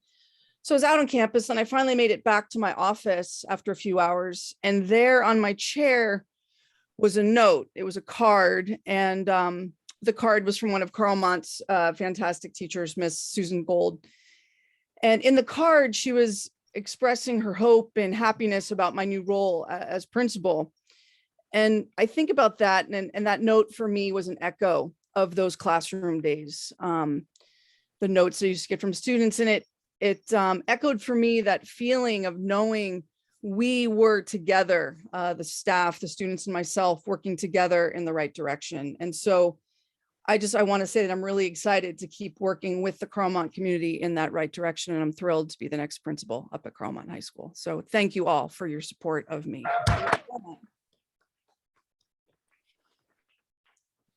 Sean Priest would also like to make a public comment. Thank you. Can you hear me? Yes.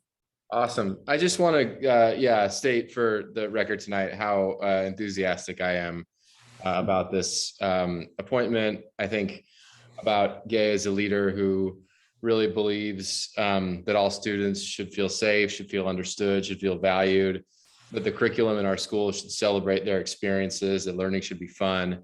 And there are multiple ways that students can demonstrate mastery, all the things I think make schools exceptional. And I'm really looking forward to continuing to work with her. I've been so impressed with Gay this semester, and I'm just as happy as can be. And this is most definitely the best possible permanent replacement for Carmont High School moving into the next era. So awesome stuff. Thank you. Thank you for your comment, Sean. Gay, welcome. I'm very excited. My heart is at Carmont as a former parent who sent 3 kids there, and I think the school is in very good hands with you as the leader. So I'm really excited about this opportunity for you. Again, I am enthusiastic and I am in anticipation for greater things for the Carmont family. They are already at a level of excellence, and I just am excited to be able to observe the heights that Gay is going to be able to take them through into. I also wanted to just take a moment to acknowledge one of our staff members, and that is soon to be Dr. Sean Priest.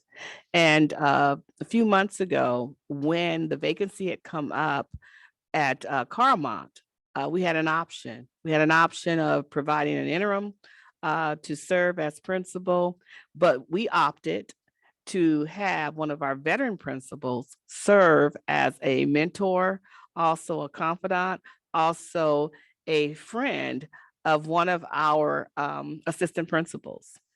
It was very strategic and intentional.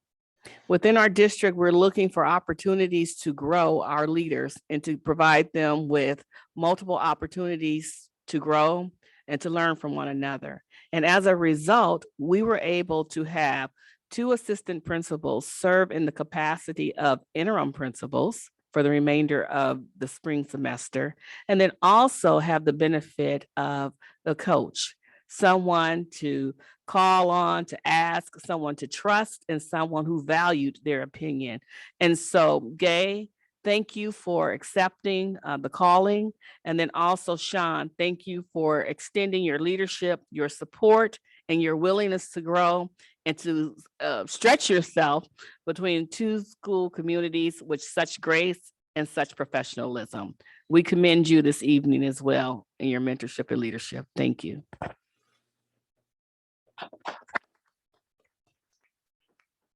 Hey, I just want to welcome you aboard. Yeah, I'm tired. Aboard? Am I saying that right? As the principal, we're excited that you're coming on board. I know that that site was a little bit nervous about who the leader was going to be, and I trust that they're going to embrace their own family. So thank you so much.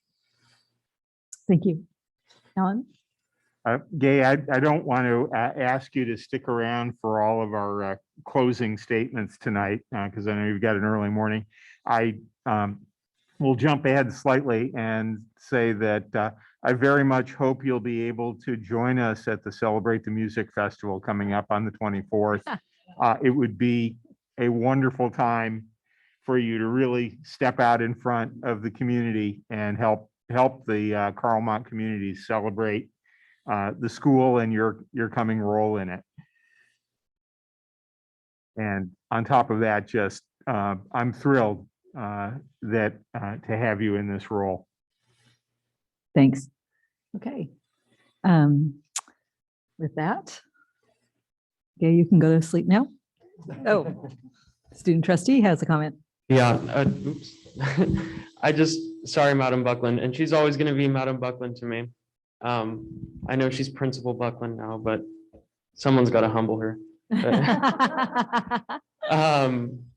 I just want to share a quick anecdote, which was, I just want to share a quick anecdote, which is my first day of French in freshman year. It was 7th period, and I walked in there, and she was standing at the front of the classroom with her frog, Francois, a puppet, who I have a deep emotional connection to now. And she didn't speak a single word of English to us that class. So, and even then, even not understanding a word she said, I felt very welcomed, very warm, very at home in her classroom. And that continued throughout the year. I only had her 1 year before she was poached by Carmont. But we like to say at Woodside, once a wildcat, always a wildcat. I went last year in November to decorate her office for her birthday with one of the secretaries at Carmont, who's the mom of one of my best friends. We decked it out, and I made sure to leave a wildcat reminder in there. But I will say this once, and this is the one time I'll say it, which maybe is not the best place because it's so well documented, but go Scots. Thank you. That was so nice. Okay. All right. Now you can go to bed on that high note. All right. So Coming to the end of our meeting, the next item is Board of Trustee or Superintendent comments or committee reports and agenda setting. And I do have a couple of things for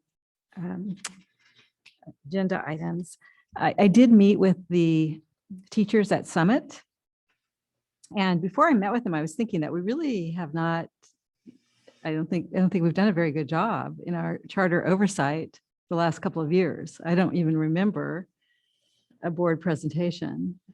And this idea of appointing somebody to the charter board of directors is actually a really good idea for oversight. So I'm going to work with the superintendent and I am going to put this on as an agenda item for a future meeting, a discussion on how we can have better oversight. The last time we did have a charter school in front of us, the board made comments that we needed better data. We needed different types of information than what they were presenting. So I think we need to have a conversation on all of these things. So that's just a heads up on what will be coming. And the other, I just wanted to do a clarification on the board retreat. I guess I was confused at our last meeting. I thought because we had the top two votes were board self-evaluation and communication. I thought those were the two topics that we were going to be discussing at our board retreat. And there was one other board member who also seemed to be confused, one or two. So, and then one person didn't quite understand what I meant by communication. So that's why we probably need, some communication training. So just to clarify, we're not doing communication. I didn't understand that.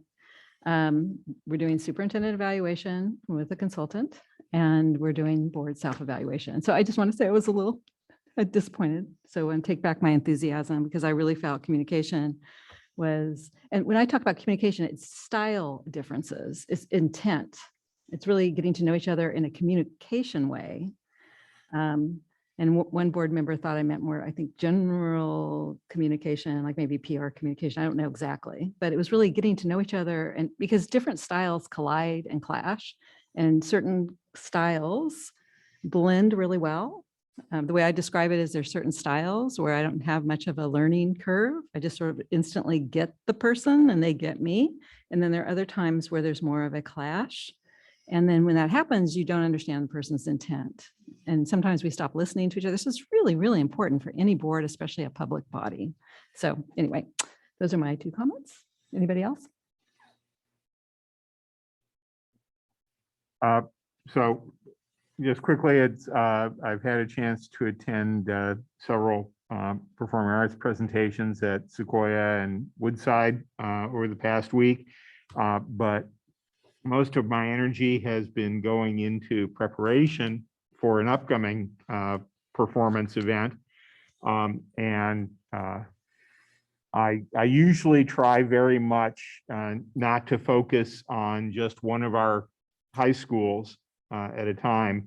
But this particular event that I've been working on each year for over the past 20 years is one that supports the performing arts in the Belmont and Redwood Shores community for the Belmont Redwood Shores School District and their Education Foundation School Force.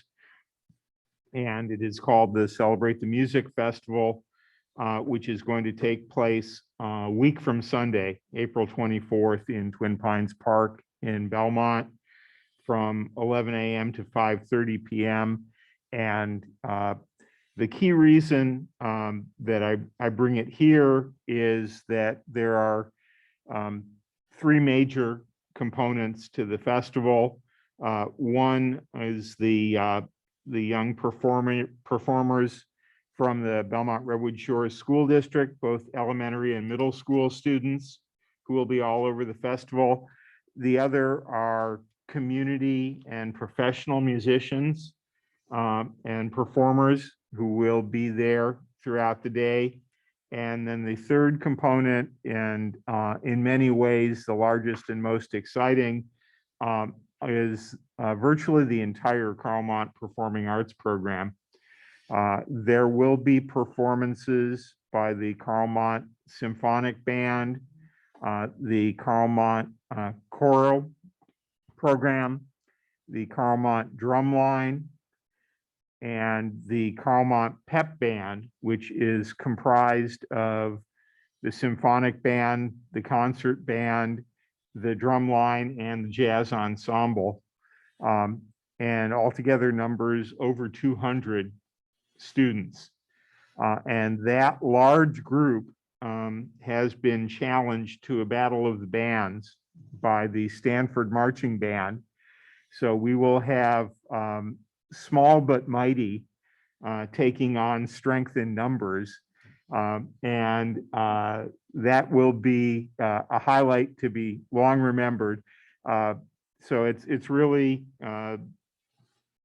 the leading event of the school community, of the arts community in Belmont each year.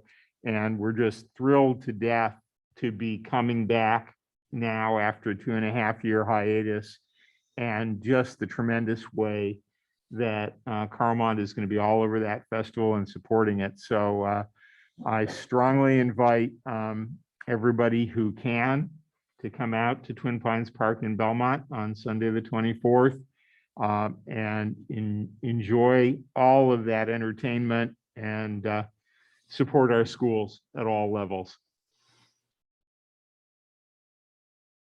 Thank you for that. And thank you for your work on that year after year. Okay, any other?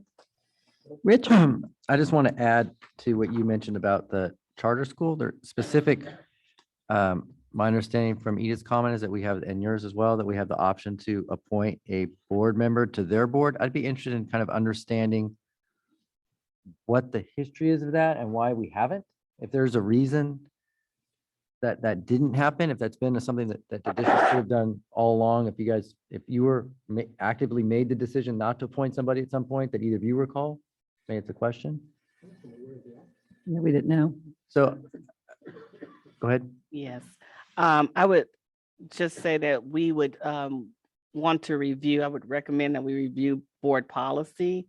In addition to, there's board policy and then there are bylaws. And so there are discrepancies. So in the bylaws, it says that you may appoint, does not say that in the board policy. And so I would just say at a later time, we may want to have that as a topic of discussion. For sure. Yeah, I think ed code might say something, board policies, all like the whole package of things that might relate. I'd be interested to understand. And if there's some reason that the decision, whatever the reasons are, I'd be interested to know what they are in favor or not. And if there is no good reason not to appoint, it seems to Carrie's point about oversight that it would make sense to, but I'm interested in understanding it. And I think.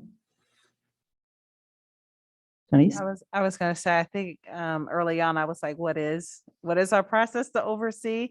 And so I just think it's coming up because of the negotiations that are happening there.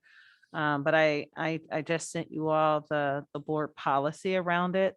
It's a lot of wiggle room in there, not a lot of like definite, this is what we will do. We have the option, but I'm not clear like how to activate it, because I know we have actually 3 charters in our area, and then 1 by proxy of the county office of ed, which is Oxford. So it would be nice to know what we're doing, so that we can better do that. I know we have options, but we also have to think about what we can do. So I'll send it to you all so that you guys can read over the board policy. I wanted to let you all know that I went to the CEIS committee meeting. So it's part of special education and the over-identification of African-American youth in OHI, which is other health impairments. And that committee is going well. We were looking at MTSS and strategies to specifically deal with that, but there's also coming up another over-identification of Latino students as it relates to, I think, learning disabilities. I think it is the area. So it is coming up. I went to the EDC. They're still very committed to the process, but they are asking questions around employment practices and things of that sort. I did want to say publicly that I know a lot of employment stuff is in the reentry plan, but it wasn't in the LCAP, but I'm not for sure how everything is connected. But I do have concerns around employment, and I wonder if that could be a presentation at the next meeting from Todd about how many people are leaving the district, what are we doing to retain them? I know I had concerns about hiring mental health practitioners and really trying to support innovation in that area. So I do think I'd rather us talk about sooner than later, but that's just me. I don't know how we get it on the agenda, if anybody else agrees with me, but I think I need more information. I'll talk to the superintendent about that topic. Okay, thank you. Other than that, oh, and Star Vista is doing a mental health matters walk. Is free, May 22nd, and you can have yard signs that has the crisis number in it and everything. So I'll be participating in that walk with, hopefully with my family if they agree to do it with me, or it just might be me, but I'm gonna get a yard sign for my house so that people have the number. So thank you. Thank you. Carrie, could I respond to, support your initiative on looking into the relationship with the charters and say it's worth looking into. I think it's going to be complicated. I think I hope part of the looking into it will actually review for the board what our responsibilities are for oversight of the charter, which I believe to be very limited. But it would be good to have an articulation of that. And participation on board can be complicated and maybe in conflict with that. We need to be aware of that. I think It can't be us. It'd be like. Oh, we would wouldn't be appoint somebody us. else. Okay, Correct. Yeah, okay, it would be- that was the notion. We'd Okay. appoint somebody from the Okay. community. The other thing to be aware of in Summit's case, in Everett's case, I believe they just have one board for the network overseeing all of the schools. And I don't know what effect that has on this, if any, but I think we need help and the discussion would be good. Yeah, and at least we need a presentation because we haven't had, right? But Yeah, there hasn't yeah. been a president of the board in such a long time. Okay, all right. Is that it? Okay, is there a motion to adjourn? So moved. All right, all in favor? Good night, everyone.